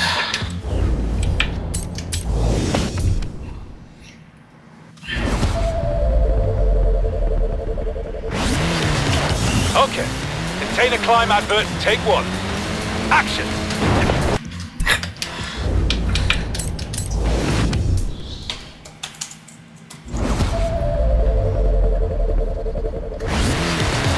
Okay. Container climb advert, take 1. Action!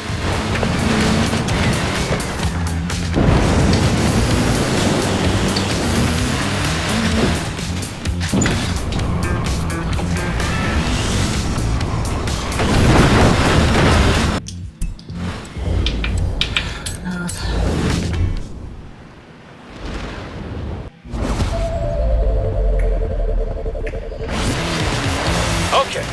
Container climb advert, take 1. Action!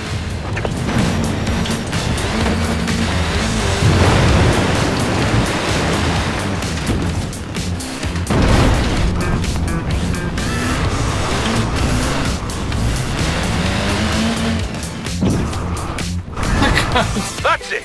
Cut it! Print it! If that doesn't sell practical city cars, then I don't know what will.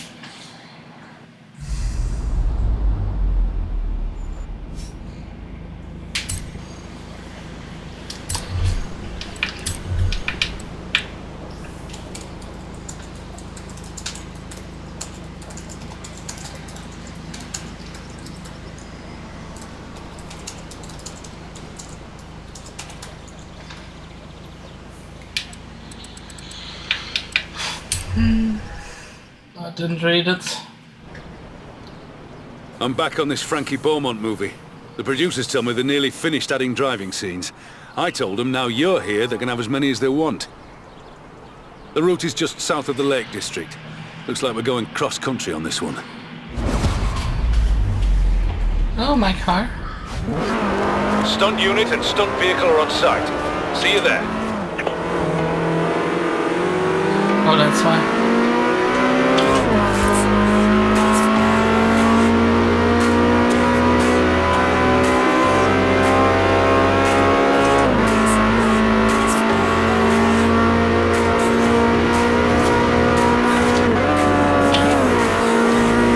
In 400 meters, turn right.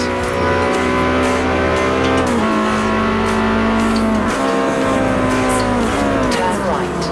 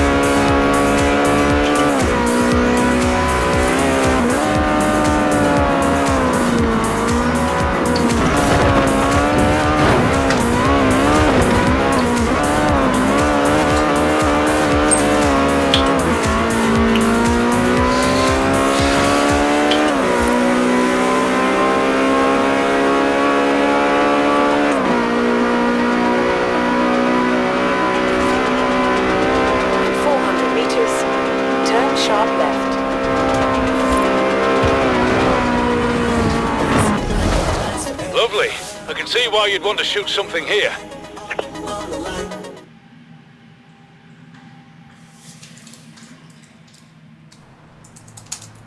I thought the producers might be going for a big emotional moment. You know, beautiful landscapes and soaring music.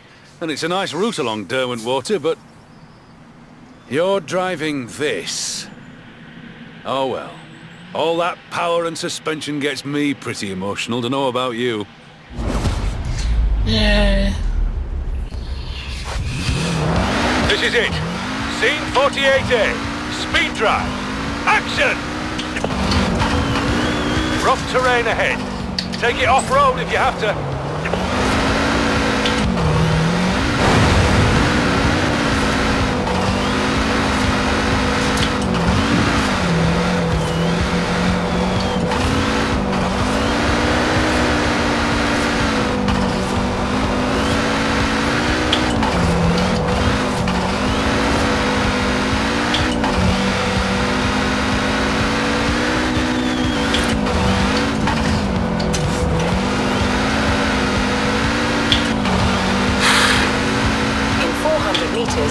Turn right.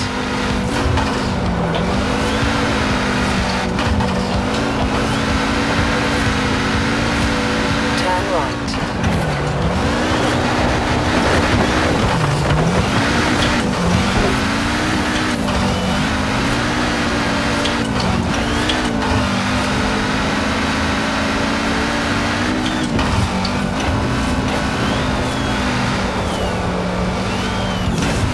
Coming up on a jump. Let's get all four wheels off the ground.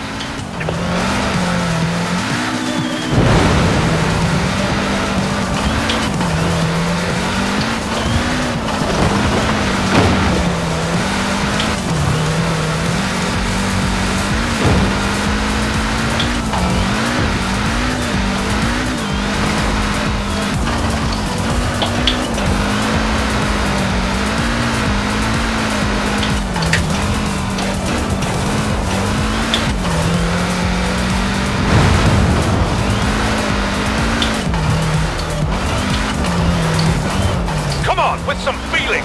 Throw it out sideways for the cameras. But watch those trees.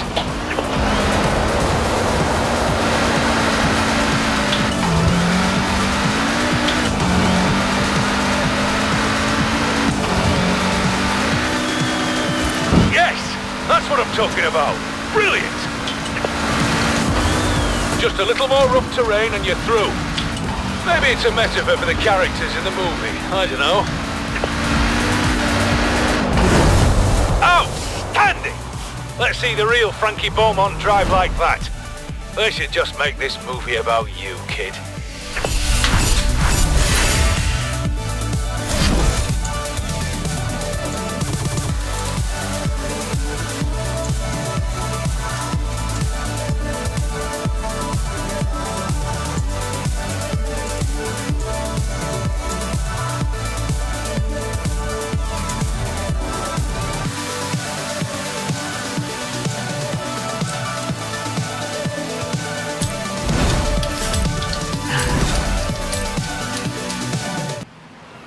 Just one more.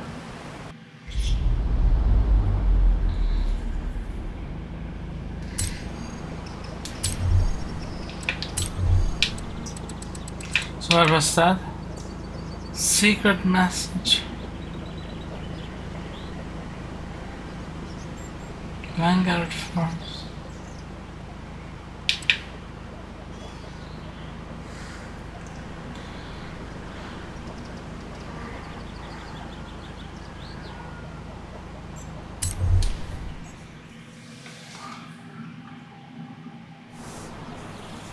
All right, kid. This is it. Your final gig, doubling for Frankie Beaumont. The climax of that movie we started shooting all those months ago. That is, assuming they don't write in a new ending. Doesn't matter. We're going as big as we can on this one. You with me?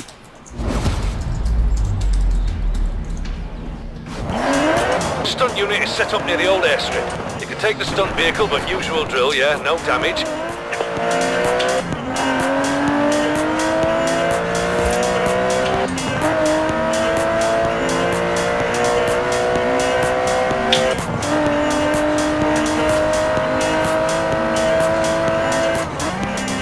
400 meters, turn right.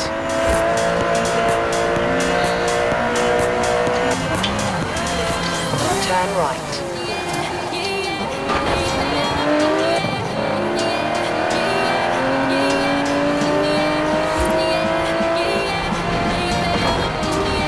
In 400 meters, turn left.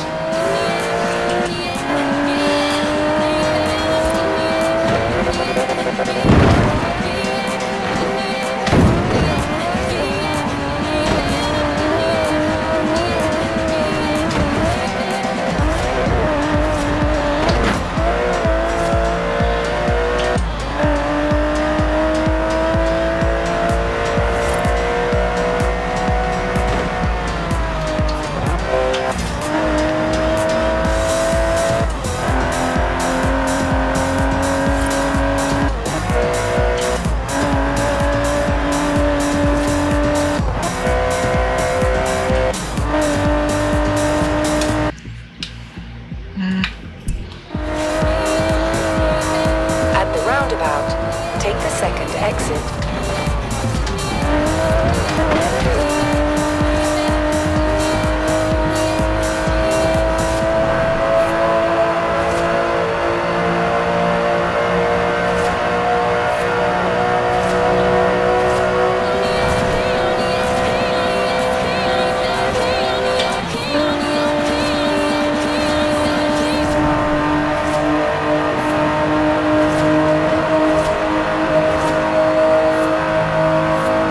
In 400 meters, turn right.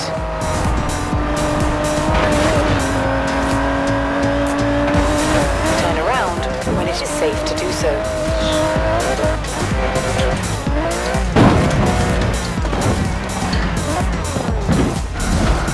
There we go. We're moving the last pieces into position now. We've got a series of 3 jumps separated by railway wagons. I need you to stick to your route and hit them all hard and fast. You're a professional stunt driver now. Kid, honestly, I'm not sure if you're the hero or the villain or what this movie is even about anymore. All I know is, it's a pleasure watching you drive.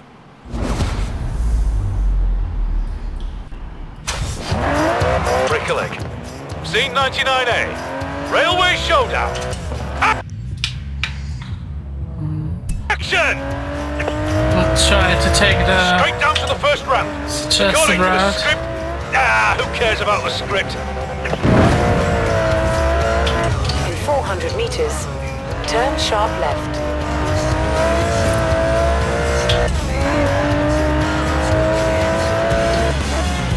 Turn sharp left.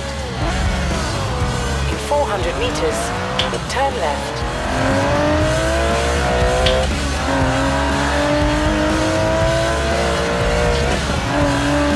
Turn left. Keep it on the road through this hard turn. You'll need the speed for your next jump.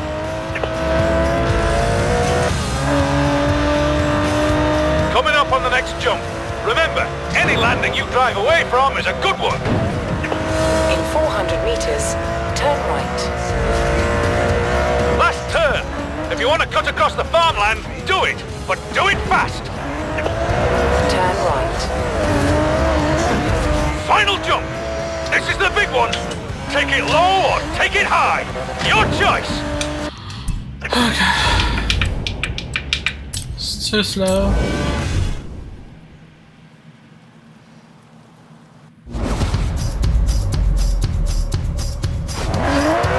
Brickleg. Scene 99A. Railway Showdown. Action! Straight down to the first ramp. According to the script. Who cares about the script? In 400 meters, turn sharp left.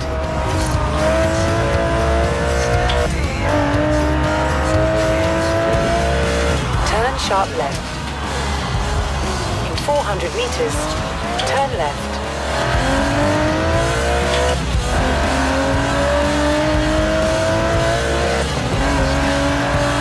Turn left.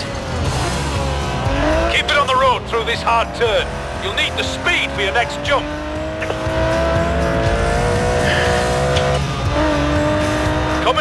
next jump. Remember, any landing you drive away from is a good one. In 400 meters, turn right. Last turn. If you want to cut across the farmland, do it, but do it fast.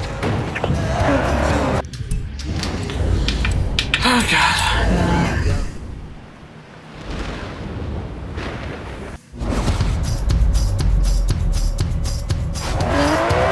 Brickleg.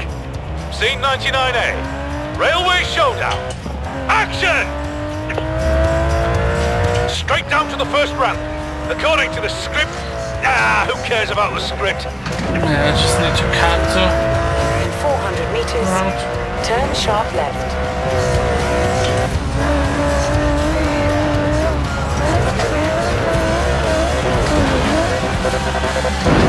In 400 meters, God.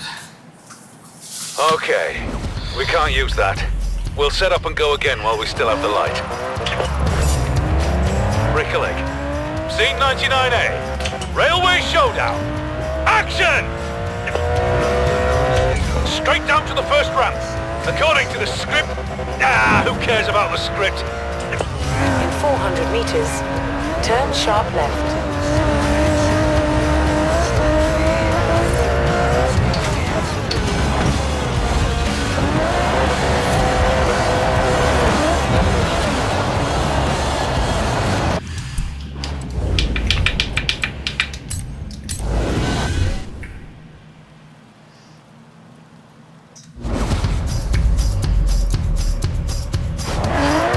Brickleg.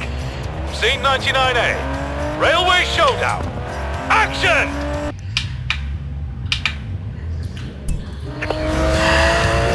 Straight down to the first ramp. According to the script. Who cares about the script? In 400 meters, turn sharp left.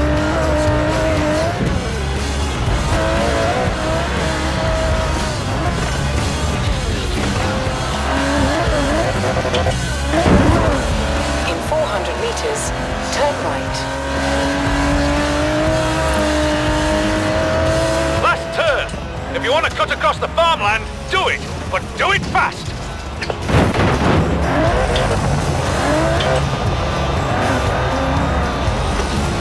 Fucking tractor. Final jump. This is the big one. Take it low or take it high. Your choice.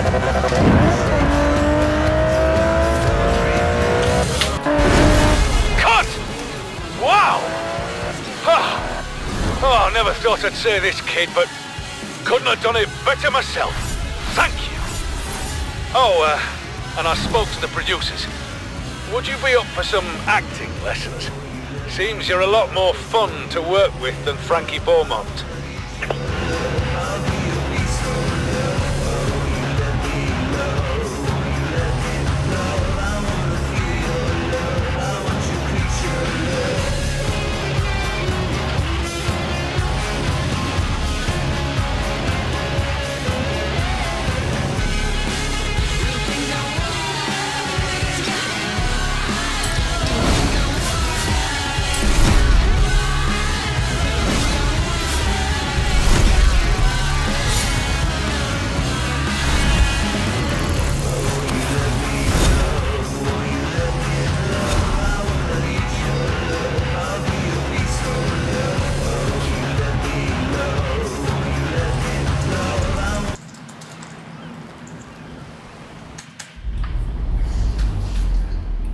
Sounds like you've impressed Mike.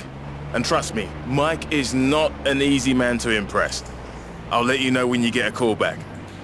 You're saying Mike has no complaints? Mike, as in Mike Steele, the stunt guy, the bloke I know.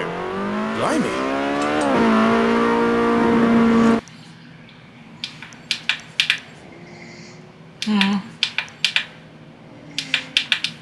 Next crunch story.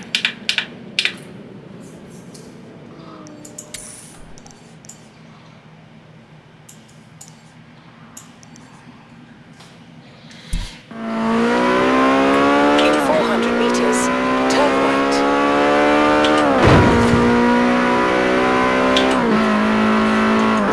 Turn right.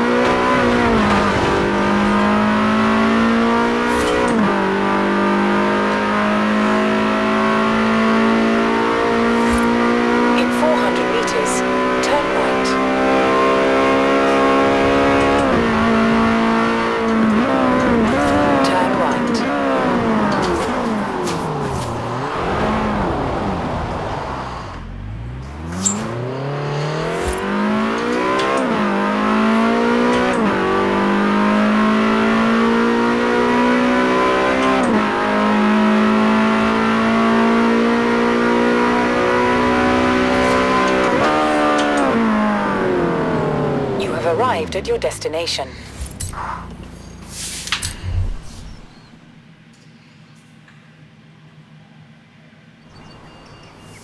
Great to see you.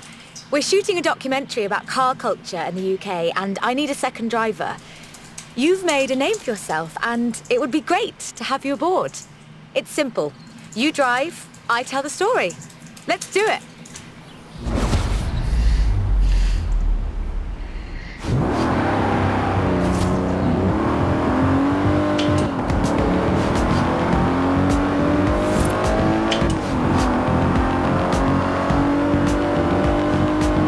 From Aston Martin to McLaren and Bentley, Great Britain is home to over a century of automotive excellence. I'm Rebecca Dawson. Welcome to British Racing Green, a documentary celebrating that history. I'm driving over the green.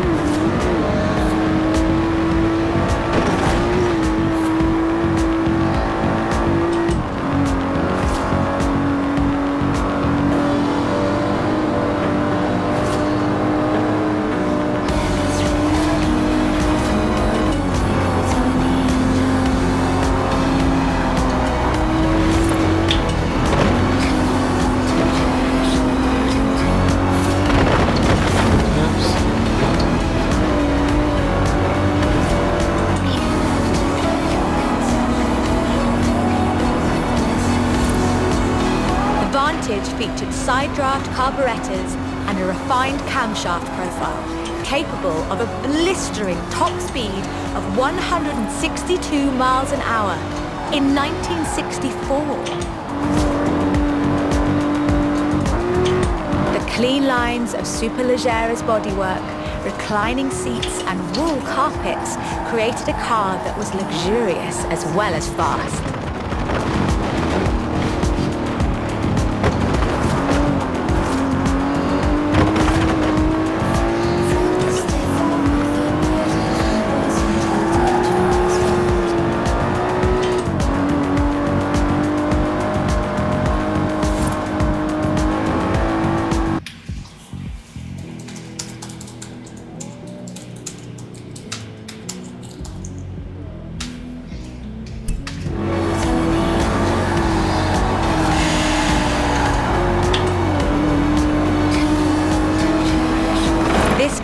Would form the basis for the DB range, with later cars improving on the design in many ways, but none would ever achieve the sheer iconic perfection of the Vantage.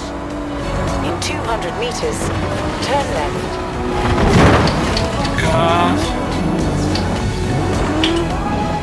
No way. Turn left. That was spectacular.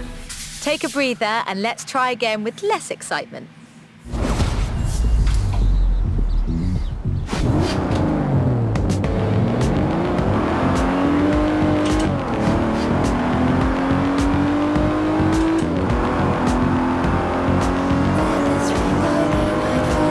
From Aston Martin to McLaren and Bentley, Great Britain is home to over a century of automotive excellence. I'm Rebecca Dawson. Welcome to British Racing Green, a documentary celebrating that history. The Aston Martin DB5 Vantage was the quintessential grand tourer of the 1960s, combining British engineering and Italian design.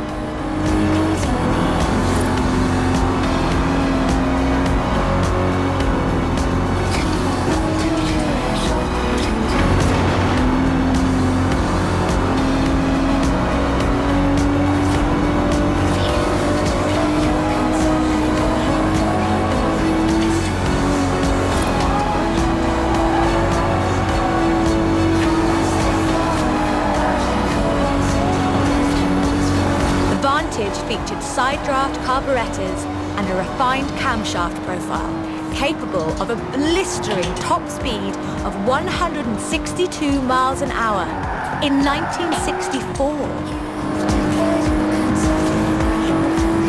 The clean lines of Superleggera's bodywork, reclining seats and wool carpets created a car that was luxurious as well as fast.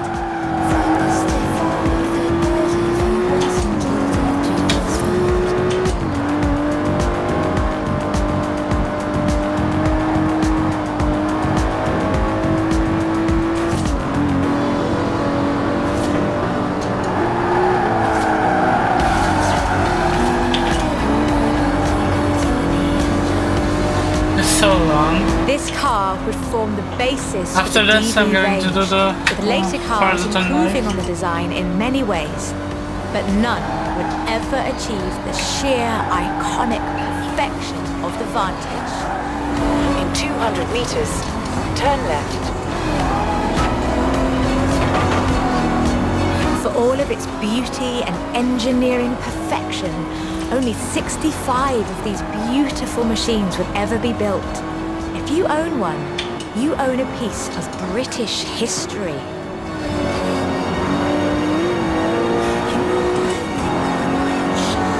In 200 meters, you will arrive at your destination.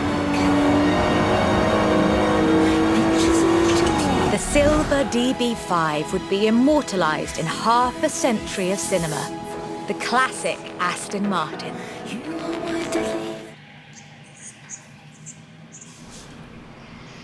But in 2016, a new DB was unveiled, heralding the dawn of Aston Martin's second century.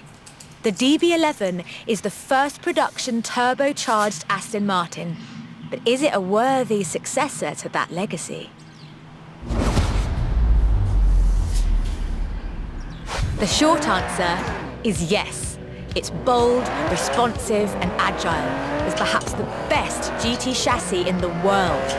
And listen to it.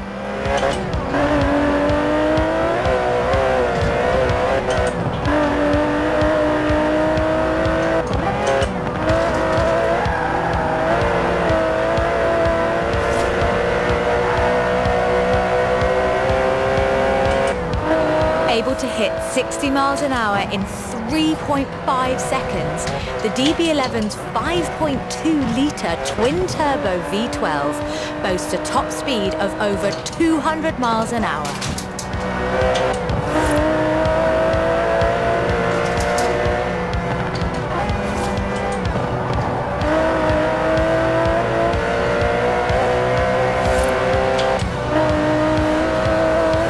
The DB11 is not the fastest car in the world, but then it's not trying to be. It's sophisticated, effortless luxury. It's an Aston Martin.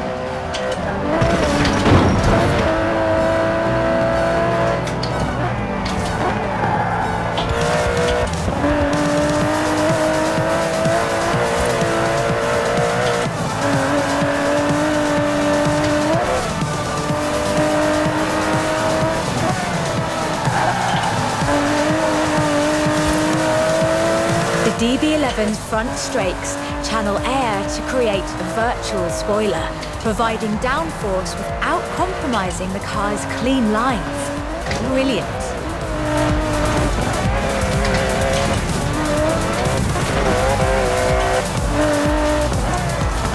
Most importantly, I think, the DB11 proves that Aston Martin is ready for another century of beautiful cars. And I can't wait.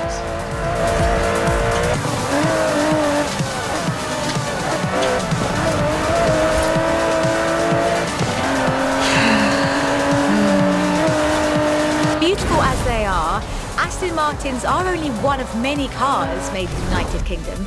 Let's see what else is out there.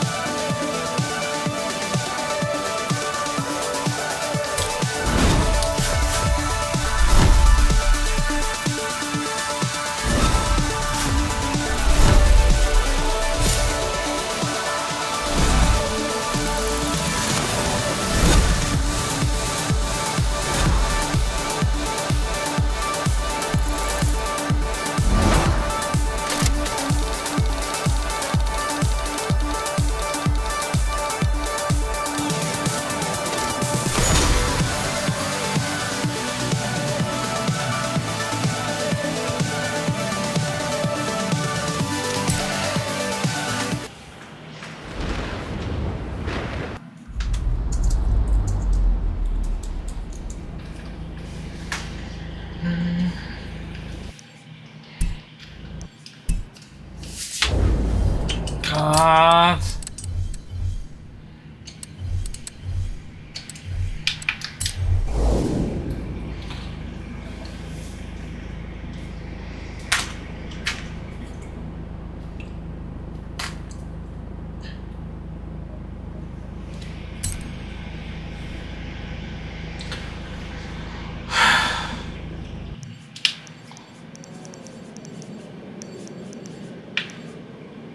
Never.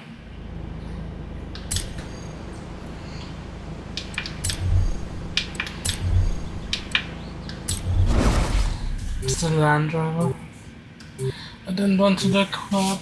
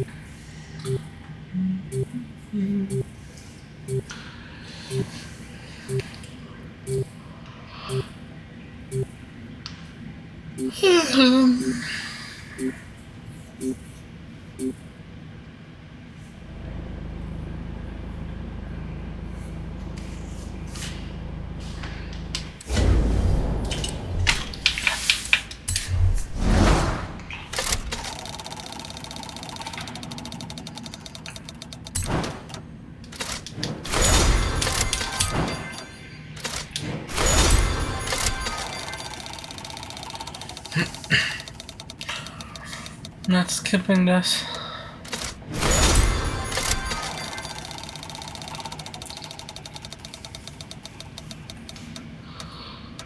Good.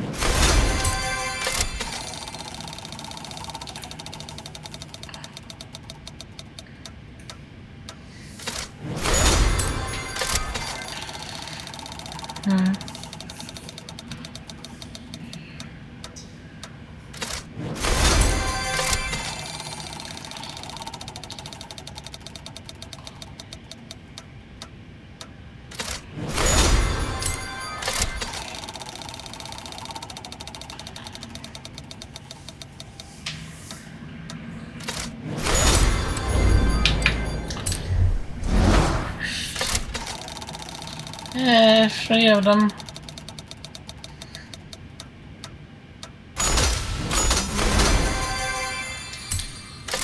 Perfect.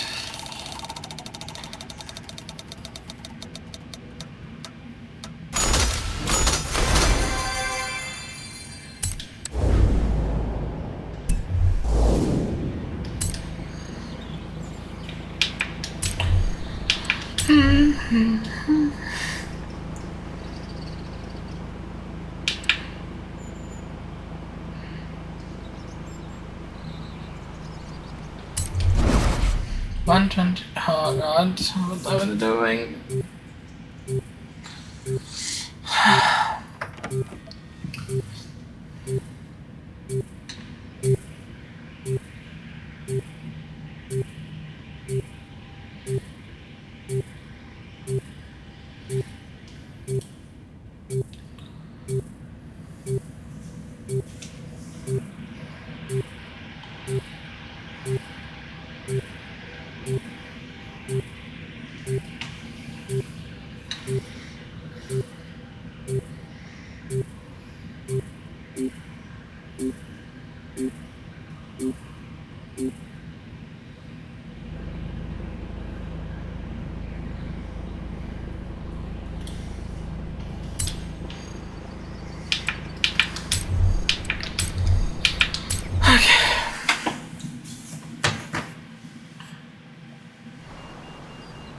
This is shaping up nicely.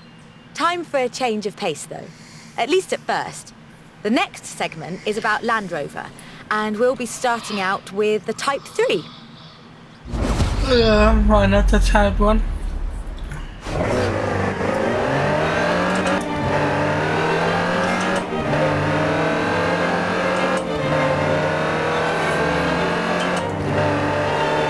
Land Rover, the British sports utility vehicle. But before that, they were actual utility vehicles. Solid, tough trucks, unstoppable over almost any terrain. In 400 meters, turn left. The Land Rover Type 3 marks the point where that shift begins, and we'll be looking at what that meant. Just looks like an offender to me. Recalculating route. Land Rovers have taken on almost every task imaginable. They've been generators, tractors and ambulances. They've brought peace and carried medicines to disaster zones. They've even been buses. Over 500,000 Series 3s were built, and over 70% of those are still on the road today. They were extensively exported and built under license abroad. Belgium, South Africa, even Australia and New Zealand. With a robust chassis and signature Land Rover engineering, the Type 3 also marked the first time that buyers could choose interior options, like seat box protectors and cubby boxes.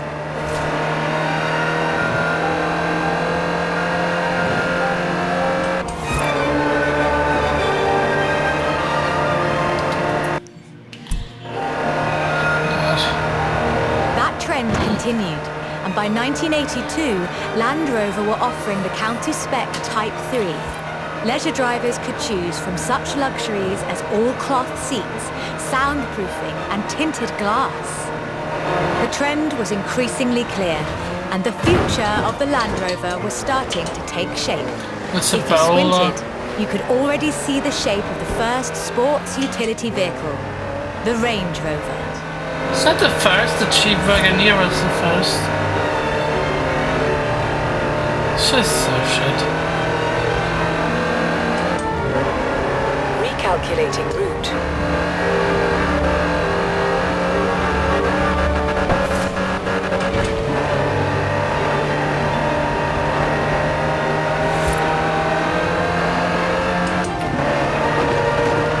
And really the category didn't exist.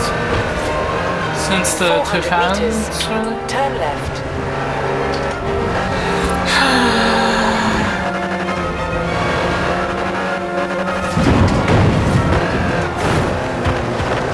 Along with the Range Rover, others would follow. Discovery, Defender, and the Freelander. Each a more sophisticated and enjoyable utility vehicle. But none of them were a replacement for the Type 3. They were a different kind of car.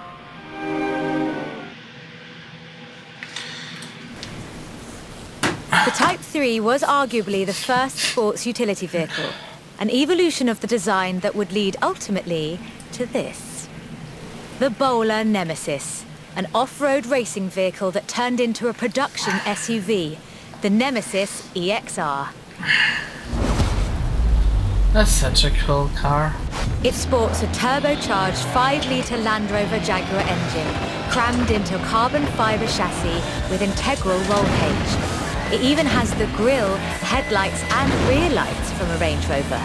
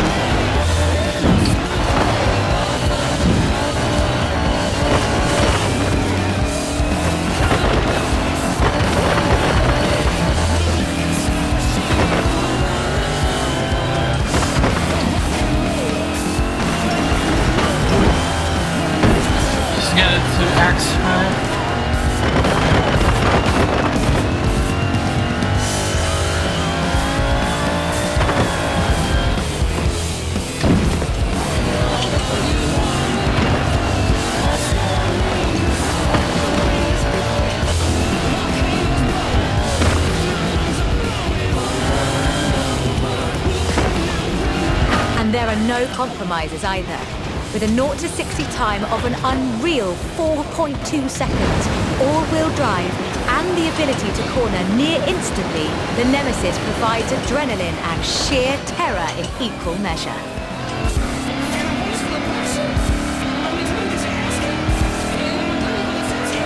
This is an all-terrain supercar.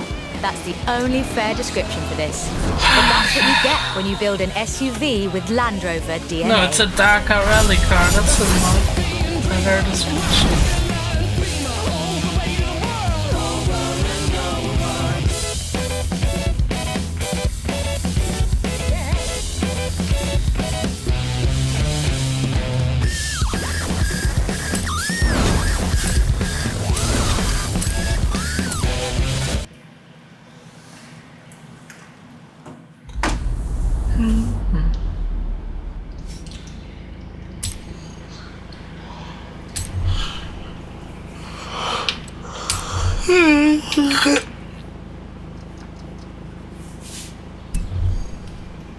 Wasn't co-op, no.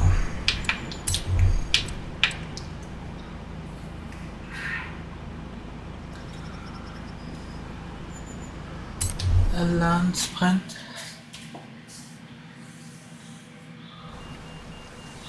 Hope you're enjoying yourself. I know I am. It's great to be able to just focus on telling the story while someone else handles the driving for once. Let's get to the next one. This time, it's Lotus.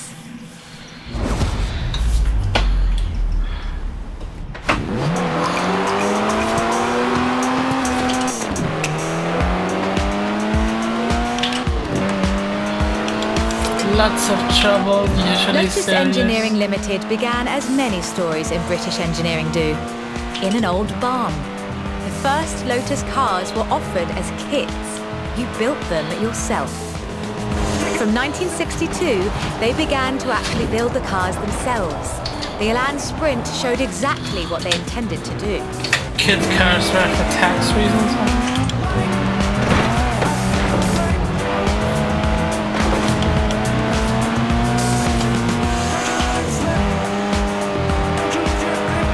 Designer Colin Chapman famously said, adding power makes you faster on the straights. Subtracting weight makes you faster everywhere. He knew what he was talking about. Except when the car attacked 200 meters, turn right. Widely hailed as one of the greatest sports cars of the 1960s, the Elan would be closely studied and emulated, inspiring such masterpieces as the Mazda MX-5. The Elan has all the energy, style, and enthusiasm it's not you would even a expect. convertible. Bold, quick, and fun. So much so that they put it in the name.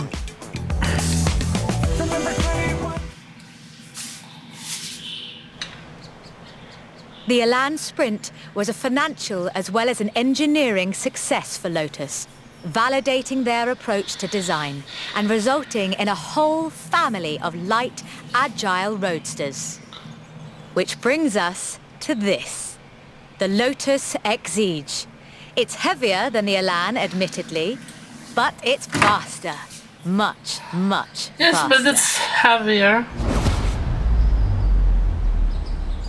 Touch the pedal, the Exige responds with instant, relentless acceleration, as you'd expect. With a 0 to 60 time of 3.8 seconds and a top speed of 170 before upgrades and tuning, the Exige is uncompromising.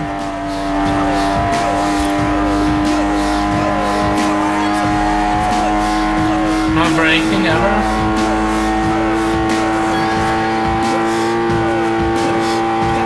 And there's no power steering, so you can really feel the road. A genuinely thrilling drive, and one that isn't afraid to demand you take it seriously. In 200 meters, turn left. Turn left.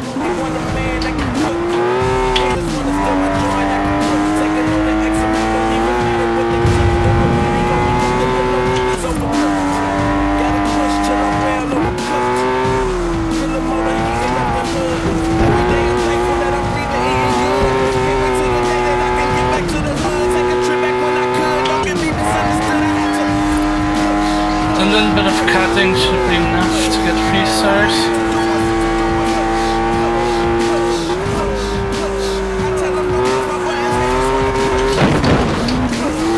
In 400 meters, you will arrive at your destination.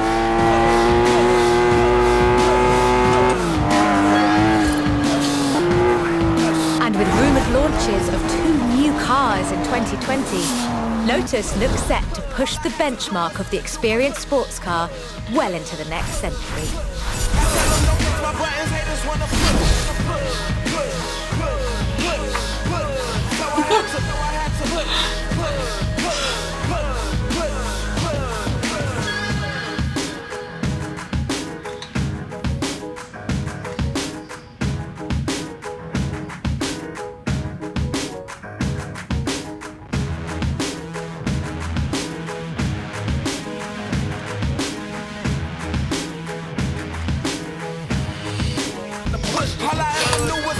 Alright, what's next?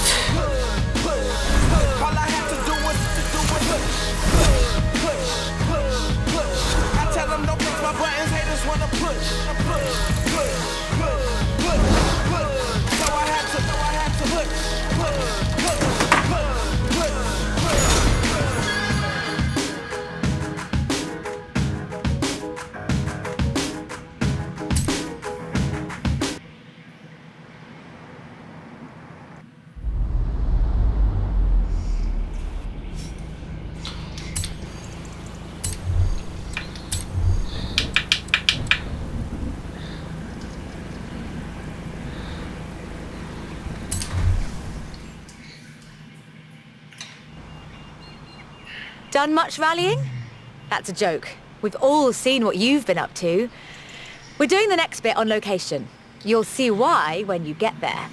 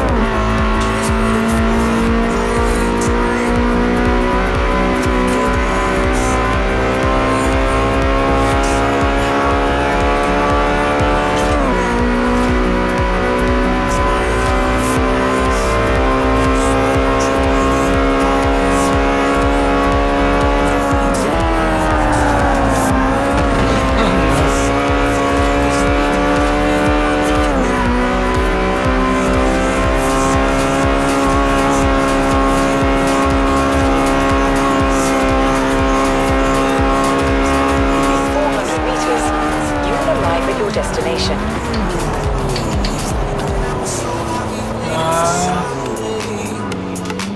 To the 355.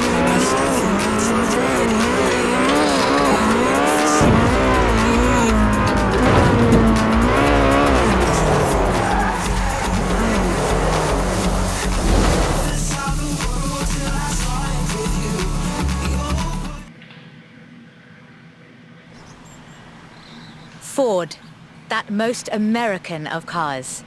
But the Ford Escort, oh, that's British. And more than that, the Escort would become for many synonymous with Group B. In the 70s, Ford had embraced that destiny so firmly that they'd begun their own championships to find new drivers. Drivers for cars like the RS 1800. That's two of them now. This was a car designed explicitly for rallying, with a powerful fuel-injected 1790cc Cosworth BDE engine.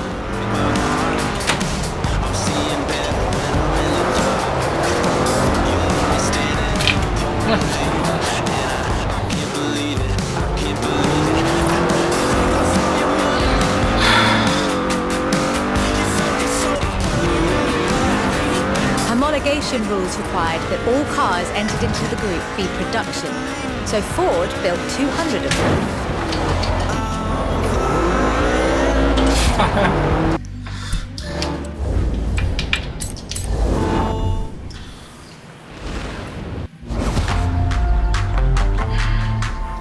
This was a car designed explicitly for rallying, with a powerful fuel-injected 1790cc Cosworth BDE engine.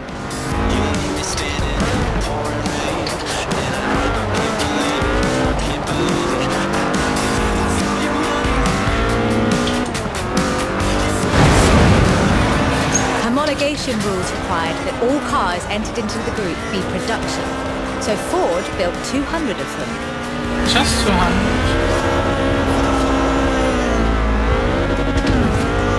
The thing is, it doesn't seem that special. The RS 1800 raced to victory after victory across the rallying world, on almost every continent and across every terrain type imaginable. This car was basically unbeatable.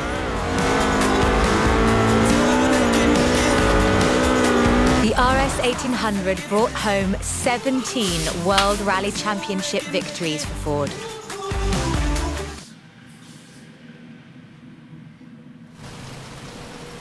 So, of course, Ford set out to design a better one. The RS 200 Evolution was their answer. A purpose-built rally car designed to do one thing: win Group B.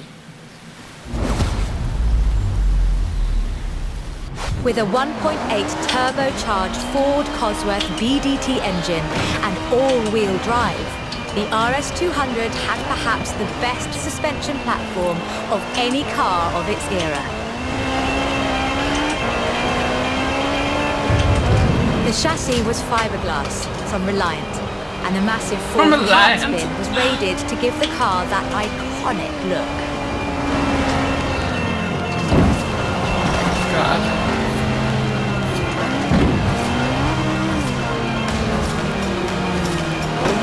The end of Group B in the mid-80s meant the end of the It RS caused the 200 end of as a Group rallying B. car. Oh my.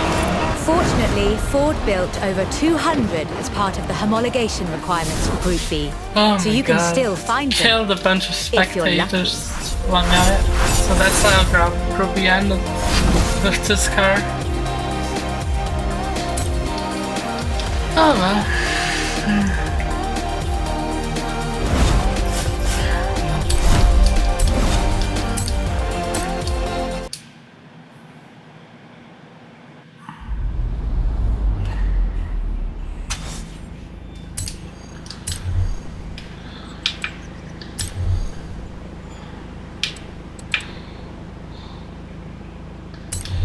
69 kilometers an hour. Oh God. You know, I really like this car. Not that I'd want to drive it for too long.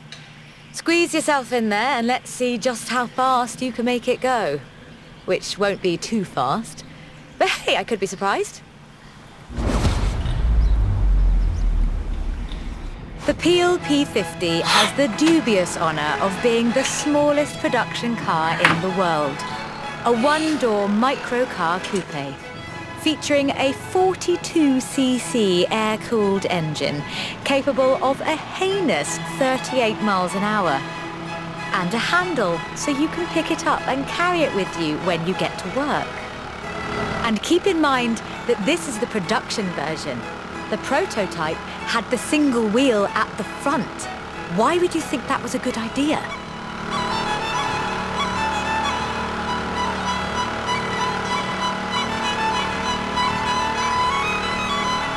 In 2010, though, production restarted at Sutton in Ashfield.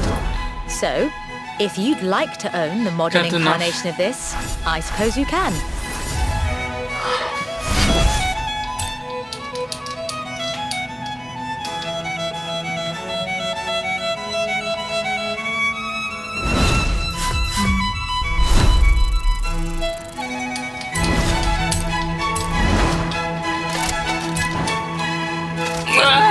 Series 3? No!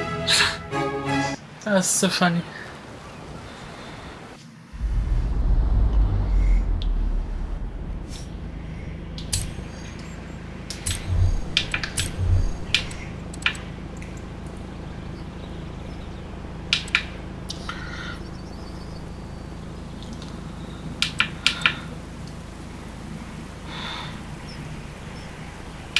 Yes. The problem is here the first car is actually the better one. Hey there! How about a car with some actual legroom and some actual speed? This section's about what happened when McLaren decided to make a road car. It says Garden You're gonna Murray, enjoy really. this. Not McLaren. But hey. Hey ho. The track and the road have very different requirements. For McLaren, that was a challenge they were more than willing to embrace. In 1988, they set out to create the finest sports car the world has ever seen. By Yeah, that car is so 1993, quick. they had achieved their goal, and the honestly fantastic F1 was the result. 106 would be built across all variants, and it remains one of the very best road cars ever made. The F1 has no turbocharger. That would have compromised the driving experience, Yes, and increased the new one's complexity, tough. and resulted in turbo lag. The Turbochargers. F1 is a naturally aspirated supercar, one of the fastest in the world, in fact.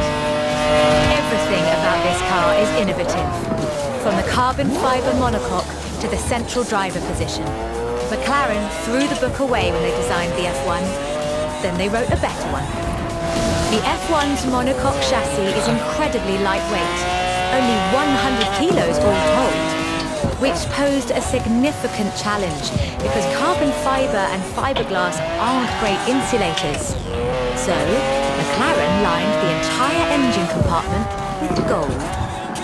In 1998, the F1 prototype set the world record for fastest production car, a record that would stand for 2 decades until the Koenigsegg CCR claimed the crown. McLaren's racing heritage is so deeply ingrained in this machine that when they took it to Le Mans in 1995 and faced off against purpose-built racing machines, they won. Slimon. I guess. So, with something like the F1 to live up to, where do you go next? Well, you throw the book away again and write an even better one. The result is the McLaren P1, a The P1 hybrid is electric sports pretty car cool, that though. stands head and shoulders above the F1. I wouldn't say that though. It's not better. The P1 GTR will hit 60 miles an hour in 2.4 seconds. That's 0.7 seconds faster than the F1. Just That's a an normal. eternity Yeah. for a supercar. At the roundabout, take the third exit.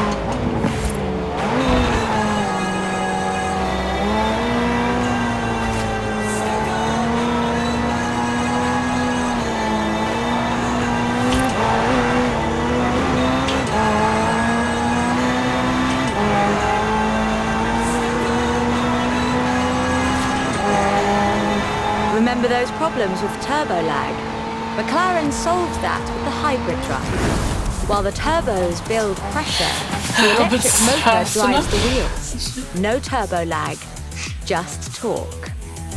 And because it's a hybrid, it has an all-electric range. Running on batteries alone, that's 6.2 miles. That's A bit actually more quite if you're going good. downhill. Top 18,000.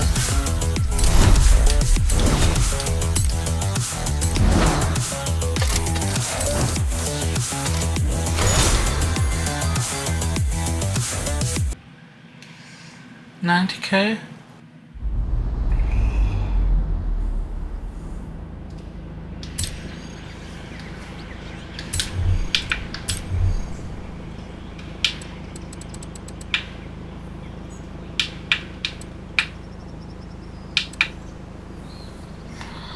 Ooh, the Opel Omega. The Lotus Omega.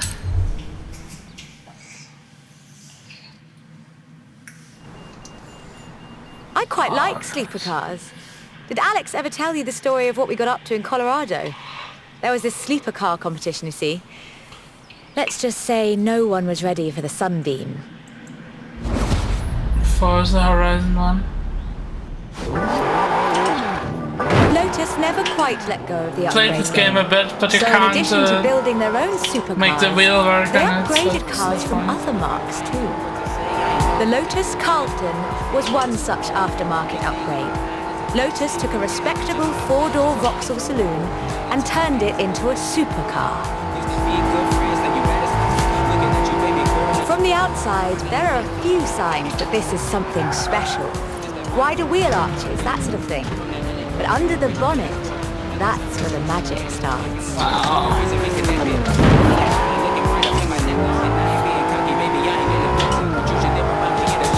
Engine capacity was increased to 3.6 litres and twin Garrett T25 turbochargers were added. The engine block was reinforced and new crankshafts were forged by Opel and machined in Germany. At the roundabout, take the third exit. The tyres were widened and the tyre compound from the Lotus Esprit was used. To handle camber change issues, they put in the self-leveling suspension from the Opel Senator.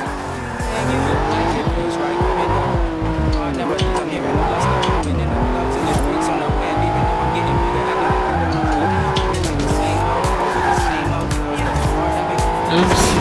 The only upgrade they didn't put in was an electronic speed limiter. All of this resulted in the Lotus Carlton, designated Type 104 by Lotus. A 177 miles per hour supercar, masquerading as a four-door saloon. We'll reset and take that section again. Lotus never quite let go of the upgrade game. So in addition to building their own supercars, they upgraded cars from other marques too. The Lotus Carlton was one such aftermarket upgrade. Lotus took a respectable four-door Vauxhall saloon and turned it into a supercar. From the outside, there are a few signs that this is something special. Wider wheel arches, that sort of thing. But under the bonnet, that's where the magic starts. This car is really Engine fast. capacity was increased to 3.6 litres and twin Garrett T25 turbochargers were added. The engine block was reinforced and new crankshafts were forged by Opel and machined in Germany. At the roundabout, take the third exit. The tyres were widened and the tyre compound from the Lotus Esprit was used. To handle camber change issues, they put in the self-leveling suspension from the Opel Senator.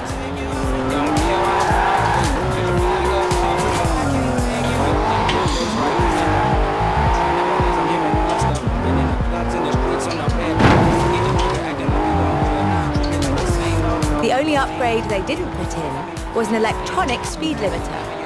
All of this resulted in the Lotus Carlton, designated Type 104 by Lotus. A 177 miles per hour supercar, masquerading as a four-door saloon. Only 950 of these custom gems were built, and they've become something of a modern classic. It's a turbo Sunbeam now. The Lotus Carlton was an example of how to turn a saloon into a supercar. But that's not the only thing Lotus got up to. In 1979, Chrysler approached Lotus to create a strict rally version of their Sunbeam three-door hatchback. Lotus, as you might imagine, rather enjoyed the challenge. They took the rear-wheel drive hatchback and changed everything that matters. They stiffened the suspension, improved the anti-roll bars, and widened the transmission tunnel.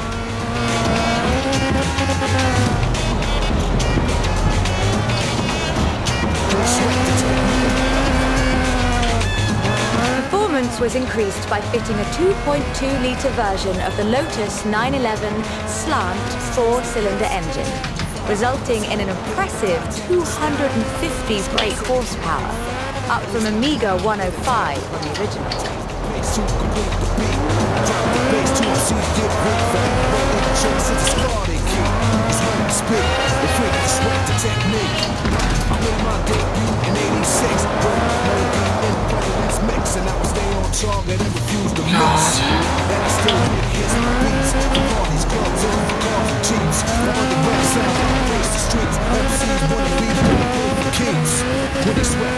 technique.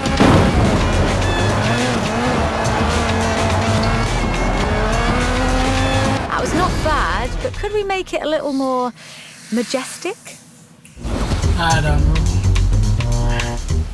They took the rear-wheel drive hatchback and changed everything that matters. They stiffened the suspension, improved the anti-roll bars, and widened the transmission tunnel.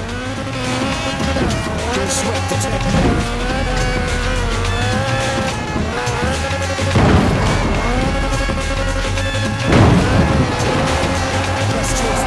The Lotus Sunbeam was revealed to the public in 1979 in Geneva to widespread praise in the motoring media.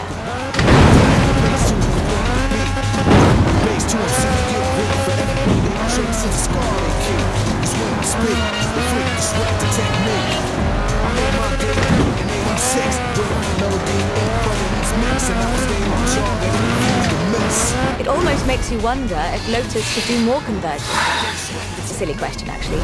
Lotus should do more conversions. In fact, I'll call them right now.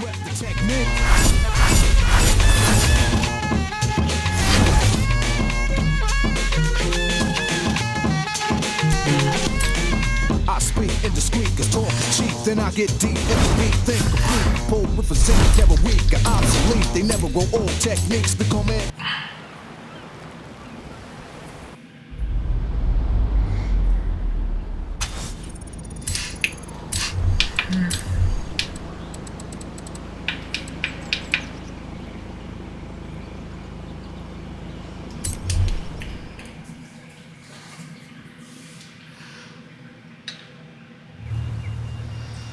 I honestly think these might be some of the most beautiful cars in the world.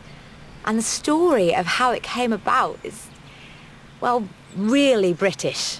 Get in the car and let's get this segment.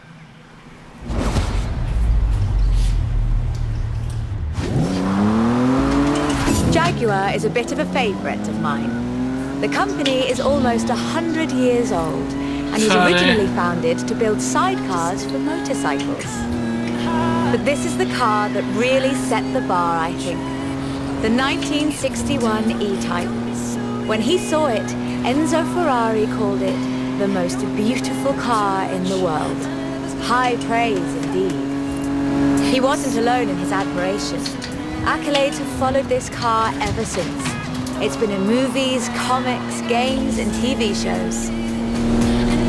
Unlike some later cars in the marque, it wasn't just looks though. The E-Type was light and fast. It would do 153 miles an hour and stopped on innovative four-wheel brakes that were better than anything Ferrari or Porsche or even Mercedes-Benz had.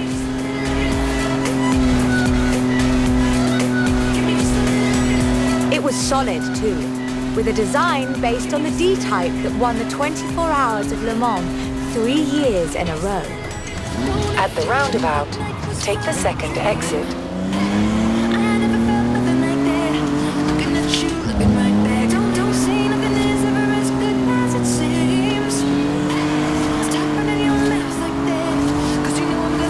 Anyone who owns an E-Type will tell you that the key to their reliability is to drive them regularly, as if you'd need the excuse.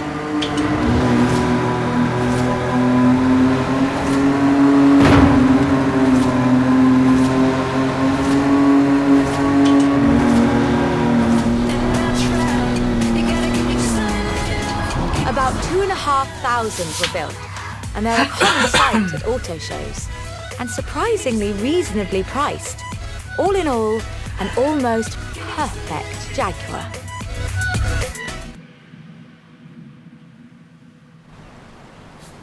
The E-Type was the successor to the Le Mans winning D-Type.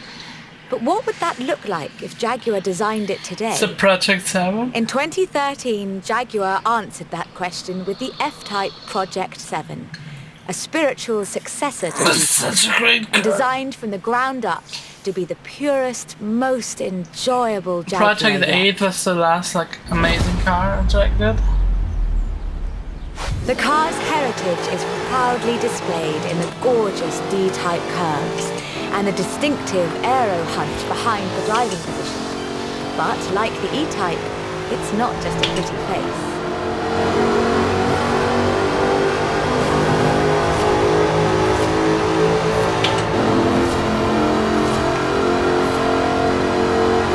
Powered by a 5-litre V8 supercharged engine. With a fully aluminium body, it's blisteringly fast. With a 0 to 60 speed of 3.8 seconds and a top speed of 186 miles an hour. A car as beautiful as this must surely have been a carefully authored design. Actually, it started as a sketch by designer César Pierre, thrown together one Friday in his free time. Jaguar's design director, Ian Callum, saw the sketch in a thumbnail on César's computer during a meeting and asked him what it was. The rest is history.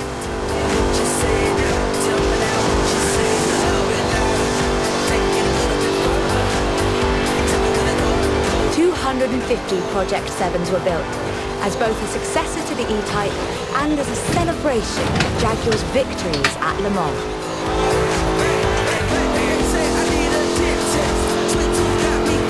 At least they don't sell their bonds. I think I speak for all of us when I say, thank heavens for César's Friday afternoon doodle.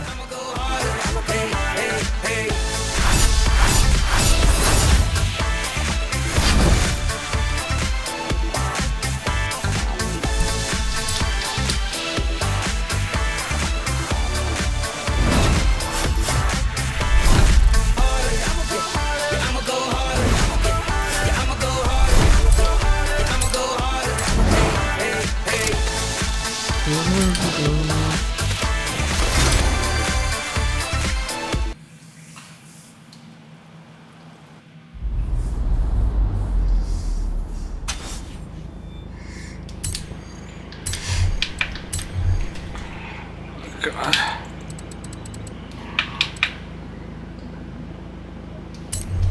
One minute 20.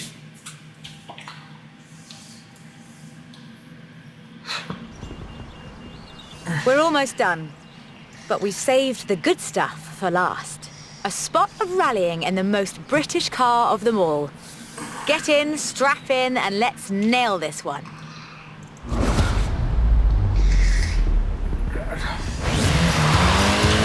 There is one car built in Great Britain that is quite fairly considered one of the most influential cars of the century. It's a surprisingly spacious little city car with a side-mounted engine. It's an icon of popular culture. It's been built on every continent where there's a car factory. It's the Mini.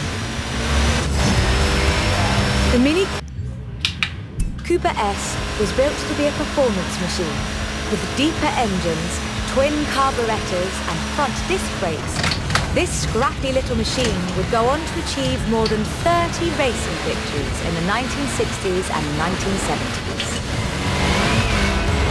I know you want more time in that car, but we really do need to get this shot today. Stay on the road, stay on the road. There is one car built in Great Britain that is quite fairly considered one of the most influential cars of the century. It's a surprisingly spacious little city car with a side-mounted engine. It's an icon of popular culture. It's been built on every continent where there's a car factory. It's the Mini. The Mini Cooper S was built to be a performance machine with deeper engines, twin carburetors and front disc brakes. This scrappy little machine would go on to achieve more than 30 racing victories in the 1960s and 1970s. Turn around when it is safe to do so. In 200 meters, turn left.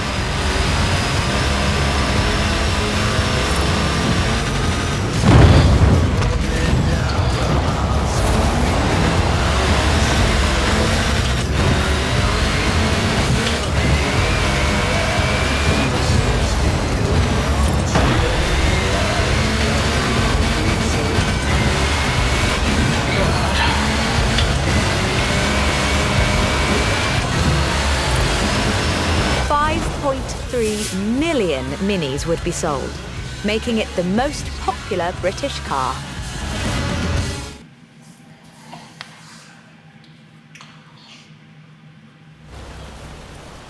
And then in 2000, BMW resumed production of the Mini, breathing new life into the iconic mark. If the Mini of the 1960s had its sights set on the roads of Monte Carlo, the X-Rayed Countryman has its eyes on something a little tougher. This is a Dakar. The deserts and rough terrain of the Dakar, for starters. A wit once said that the only thing mini in this monster was the pedal. That's rather missing the point, I think. The X-Rayed Countryman is much, much bigger than the Mini Cooper. It has to be.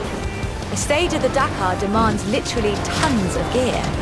You could call it a tank. It does rather sound like one.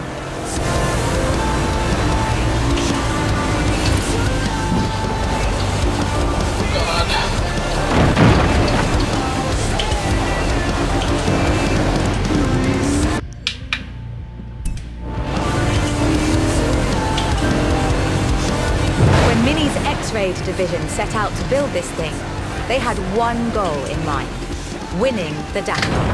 And they did, every year, from 2012 to 2015. Oh, and I have found cigar. In 100 meters, turn right. It's designed to be driven for 2 weeks over deserts and badlands, 5 kilometers above sea level. And it still handles like a hot hatch on a nice bit of dry airscape. Made it. Owners come and go. The heritage of a car like the Mini is more than who owns the keys to the shop. I fully expect to see Mini's wings flying for another century. Majesty is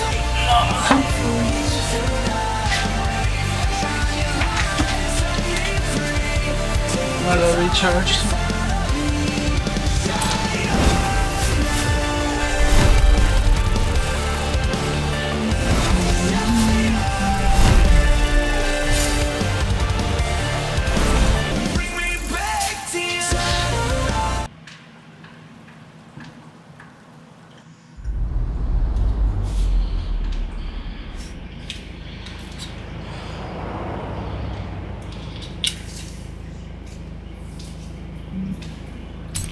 How much time do I have? 10 minutes, that should be enough.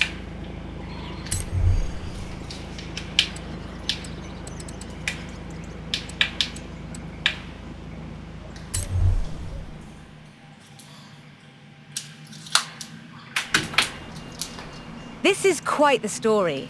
Bentley at Le Mans in the 1930s. Gentleman racers, heroic driving, and a personal hero of mine.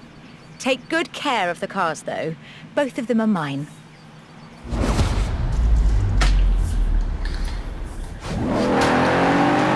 Bentley, a company founded in 1919 in Cricklewood, North London, and purchased by Rolls-Royce in the 30s. A company synonymous with both racing Did they ruin and Bentley about luxury. like the Perhaps the best example person I know of purchasing those it? two extremes of British engineering. For almost a century, every Bentley was hand-built to exacting standards. So at the beginning of the 21st century, when Bentley revealed their first mass-produced car, there were a great many questions. The car was the Continental GT, this an VW elegant grand Phaeton? tourer that combined a racetrack pedigree with exquisite style and all the power you could need.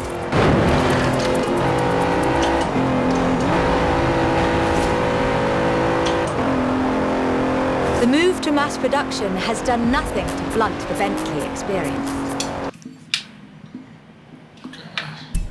The 2017 Continental Supersport is responsive, fast, and beautifully designed.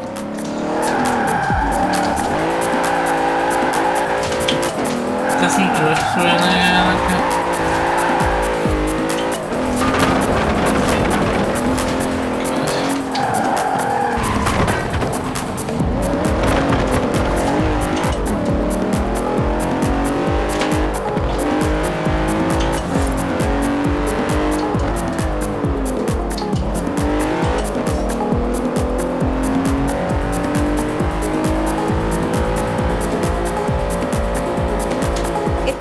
together all-wheel drive, carbon fiber bonnet sides and side skirts to create the most powerful, performance-focused car the company has ever built.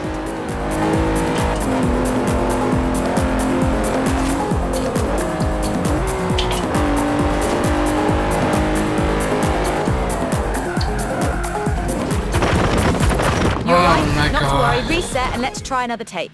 What the fuck?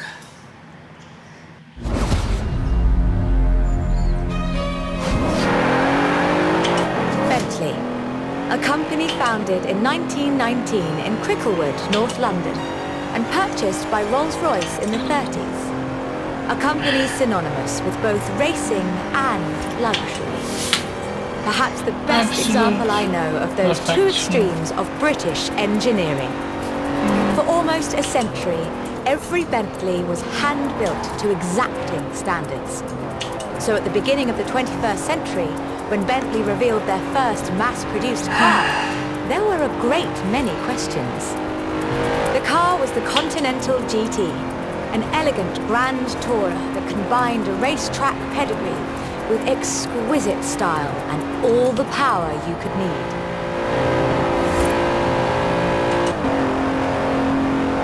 The move to mass production has done Is it nothing the speed or just a to normal? blunt the Bentley experience. Just a normal. The 2017 Continental Supersport is responsive, fast, and beautifully designed. So it doesn't seem just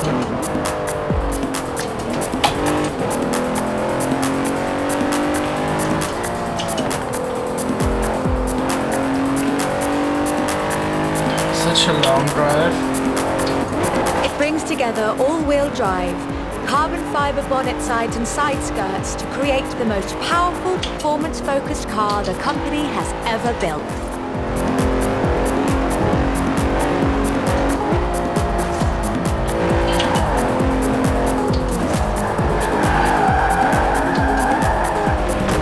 But never forget, Bentley's pedigree is racing, and the Bentley Continental embraces that. In 2007, a largely standard Continental Speed GT broke Bugatti's record for the flying kilometre on the frozen Baltic Sea. And then in 2011, they broke their own record. 205 miles an hour, both ways, on ice. Even when building these gorgeous Grand Tourers, Bentley is driven to excellence. Yes, it does. All the friends can drive an ice cream.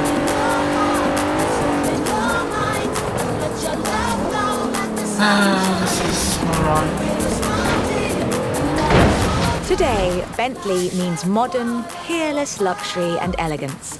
But that's far from the full story.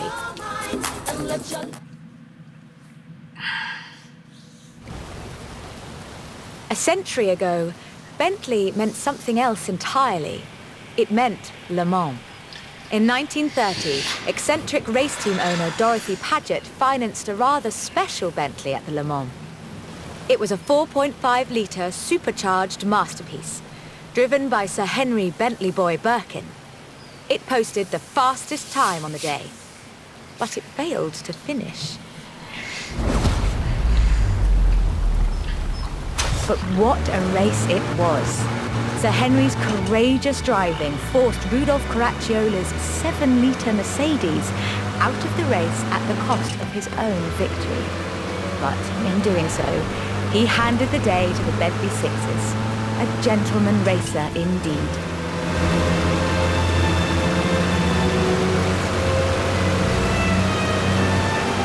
Sir Henry knew he didn't have anything to prove.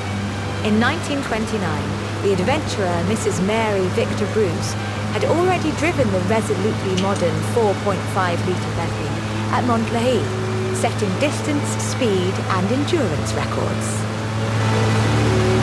The Bentley's performance so annoyed Ettore Bugatti that he called it the world's fastest lorry.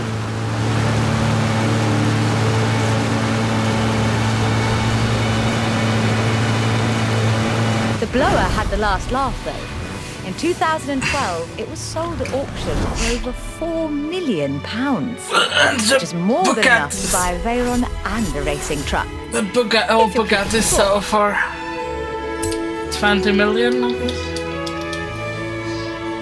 Oh, God.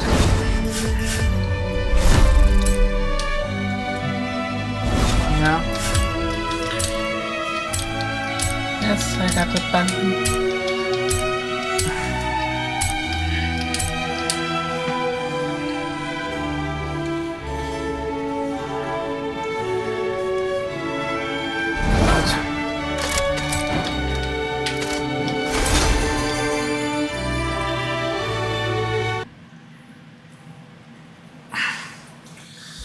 Still have the rubber, the sheep. Like I told him, can't make a That's actually the film about car culture around here without you in it, can they? I'll let you know if they need you back. Sounds like this documentary's gonna be pretty good, yeah? The bits with you and Beck in them, at least. Got a call from the producer. Said you couldn't have driven better if you tried. Well, that's all the crashes not mentioned.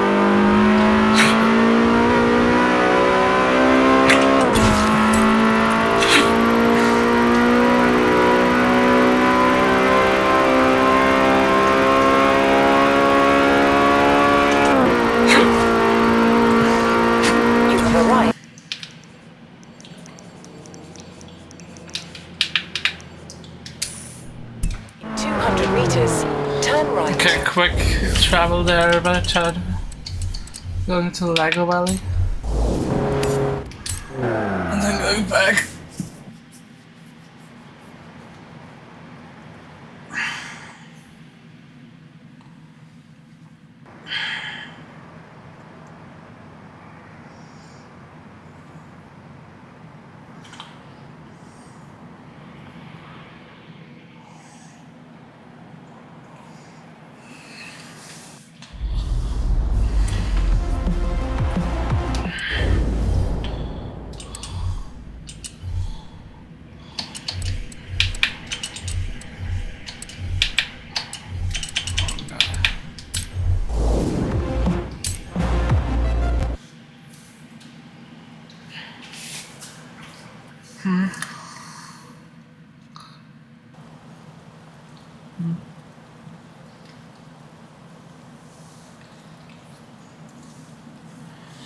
God, I need a break.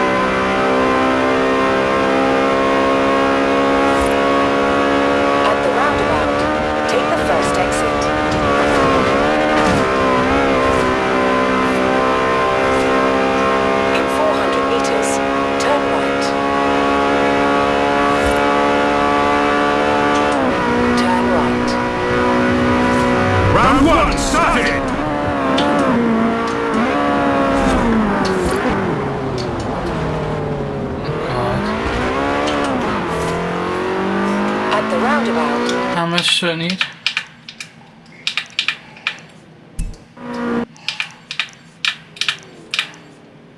$3,200, what the fuck? In 400 meters, you will arrive at your destination.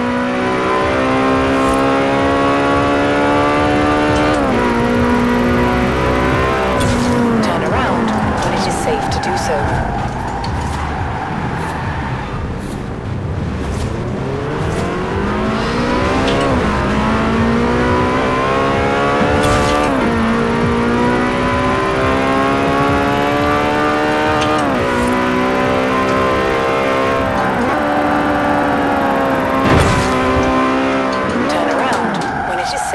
so.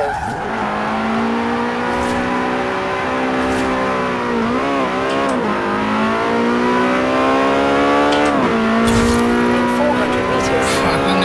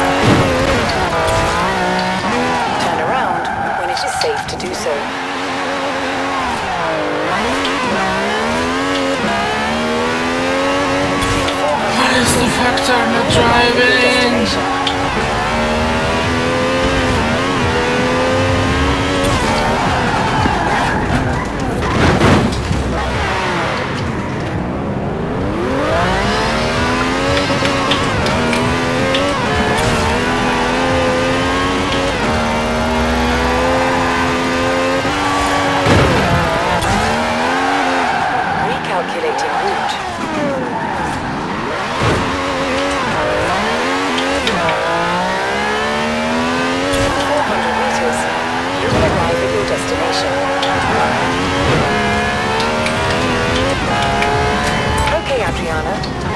Smashing bonus boards is a great way to earn influence.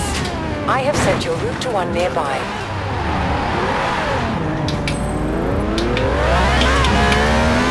Okay, Adriana.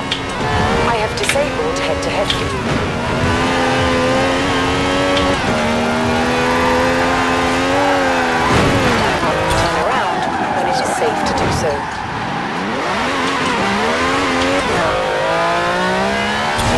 You will arrive at your destination. 100 meters. Turn left. Turn around when it is safe to do so.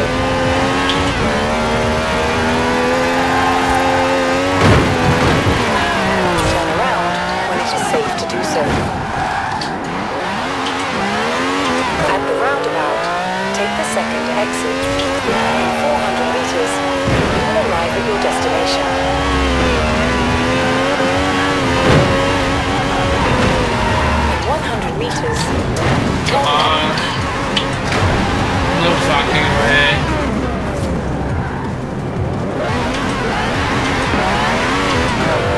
Turn around when it is safe to do so. What the fuck? 200 meters. Turn left. Turn left. Turn left. Turn around when it is safe to do so.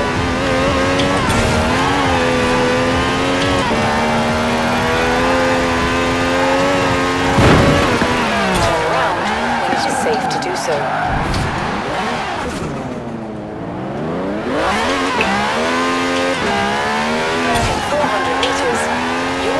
Your destination. 100 meters. Turn left. Just one more.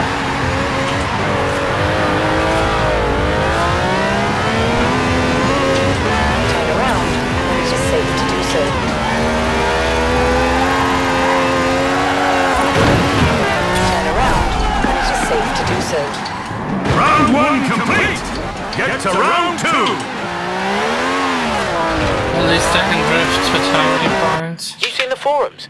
People won't stop going on about your speed zone scores, Fuck you. trying to dissect your every move on each one. I'm in How the about you go Forzathon remind them live. how it's done? Fuck them. 500k, I can do that alone. Turn around when it is safe to do so. But I want to do the third one if nobody else. Turn around when it is safe. 100 meters. Turn left. Well, because because of this. Turn around when it is safe to do so.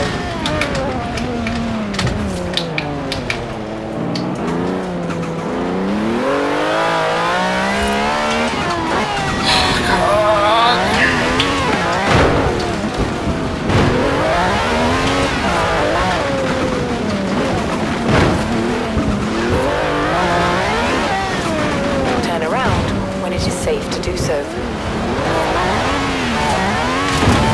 Can I fucking get on?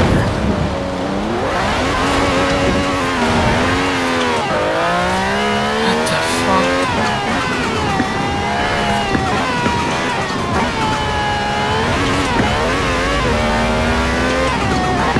Turn around when it is safe to do so.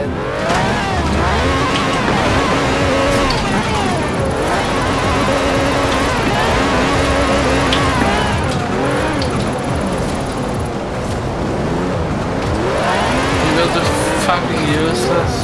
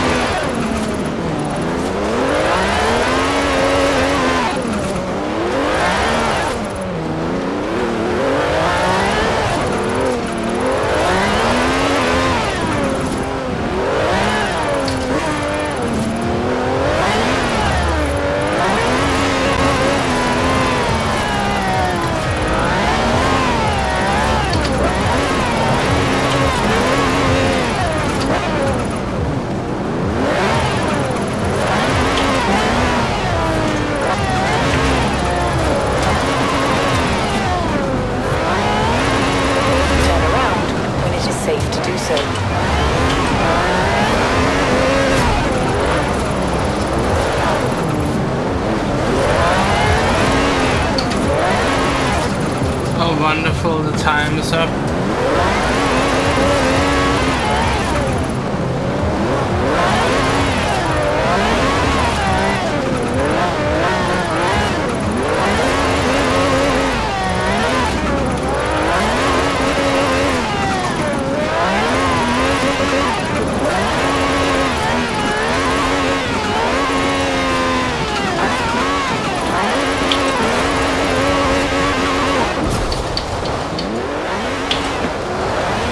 Turn around when it is safe to do so.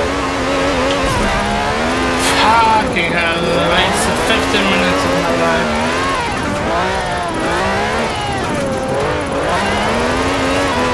For this fucking idiot not doing anything.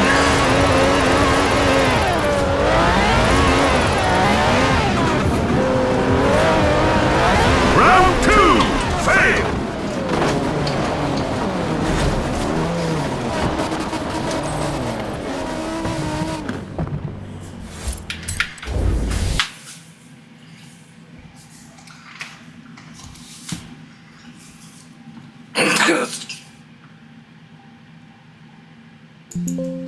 Fuck it.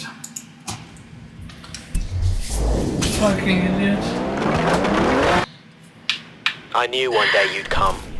The chosen one. The driver who could carry on my legacy. You are ready. Go forth and drift. Should have like gotten a proper drift Around down like when it is this. safe to do so.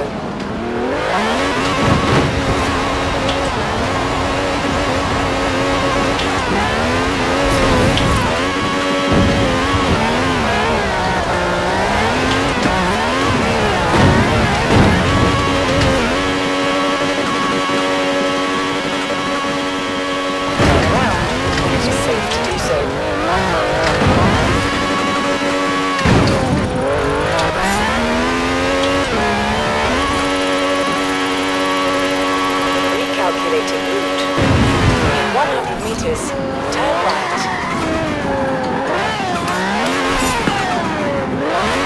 100 meters, turn left. In 400 meters, turn right.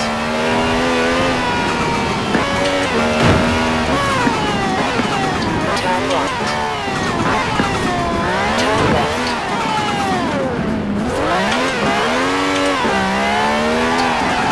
What the fuck? That's not where I wanted to go. 200 meters. Turn left. Turn left. In 400 meters, turn right. Turn around when it is safe to do so.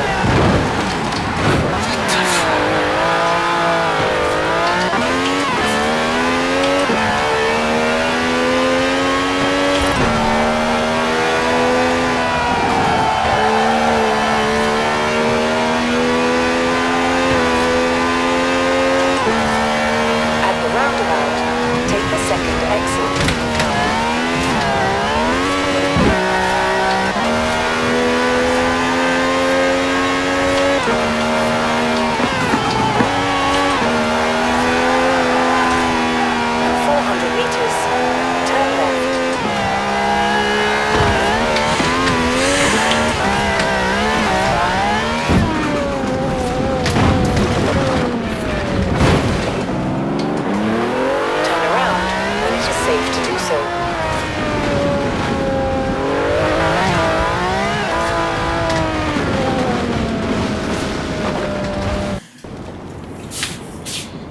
If you found it, I'll be there in a tick. You have? Yes! Don't you dare open it without me. Oh, Trump Spitfire. That got 300k. Look at that, it's a Spitfire. Not the plane, obviously. It might not look it now, but this car was a masterpiece of British design. Makes you proud.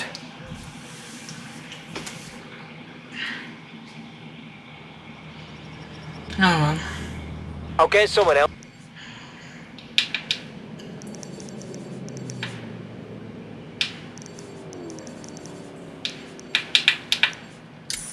to take this back. All this talk of Britain is giving me wanderlust.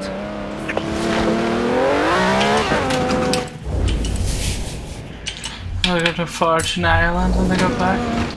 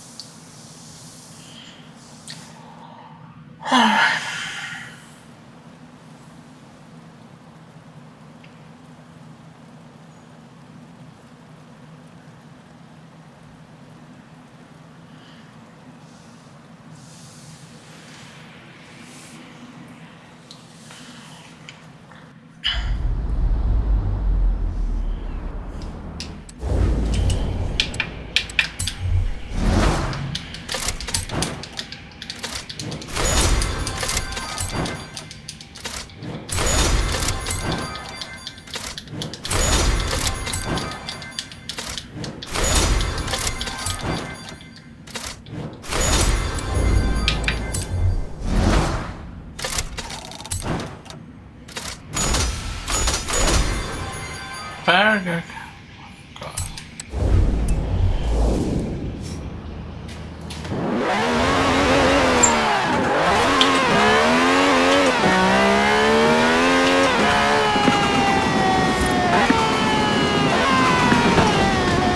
Just go home now.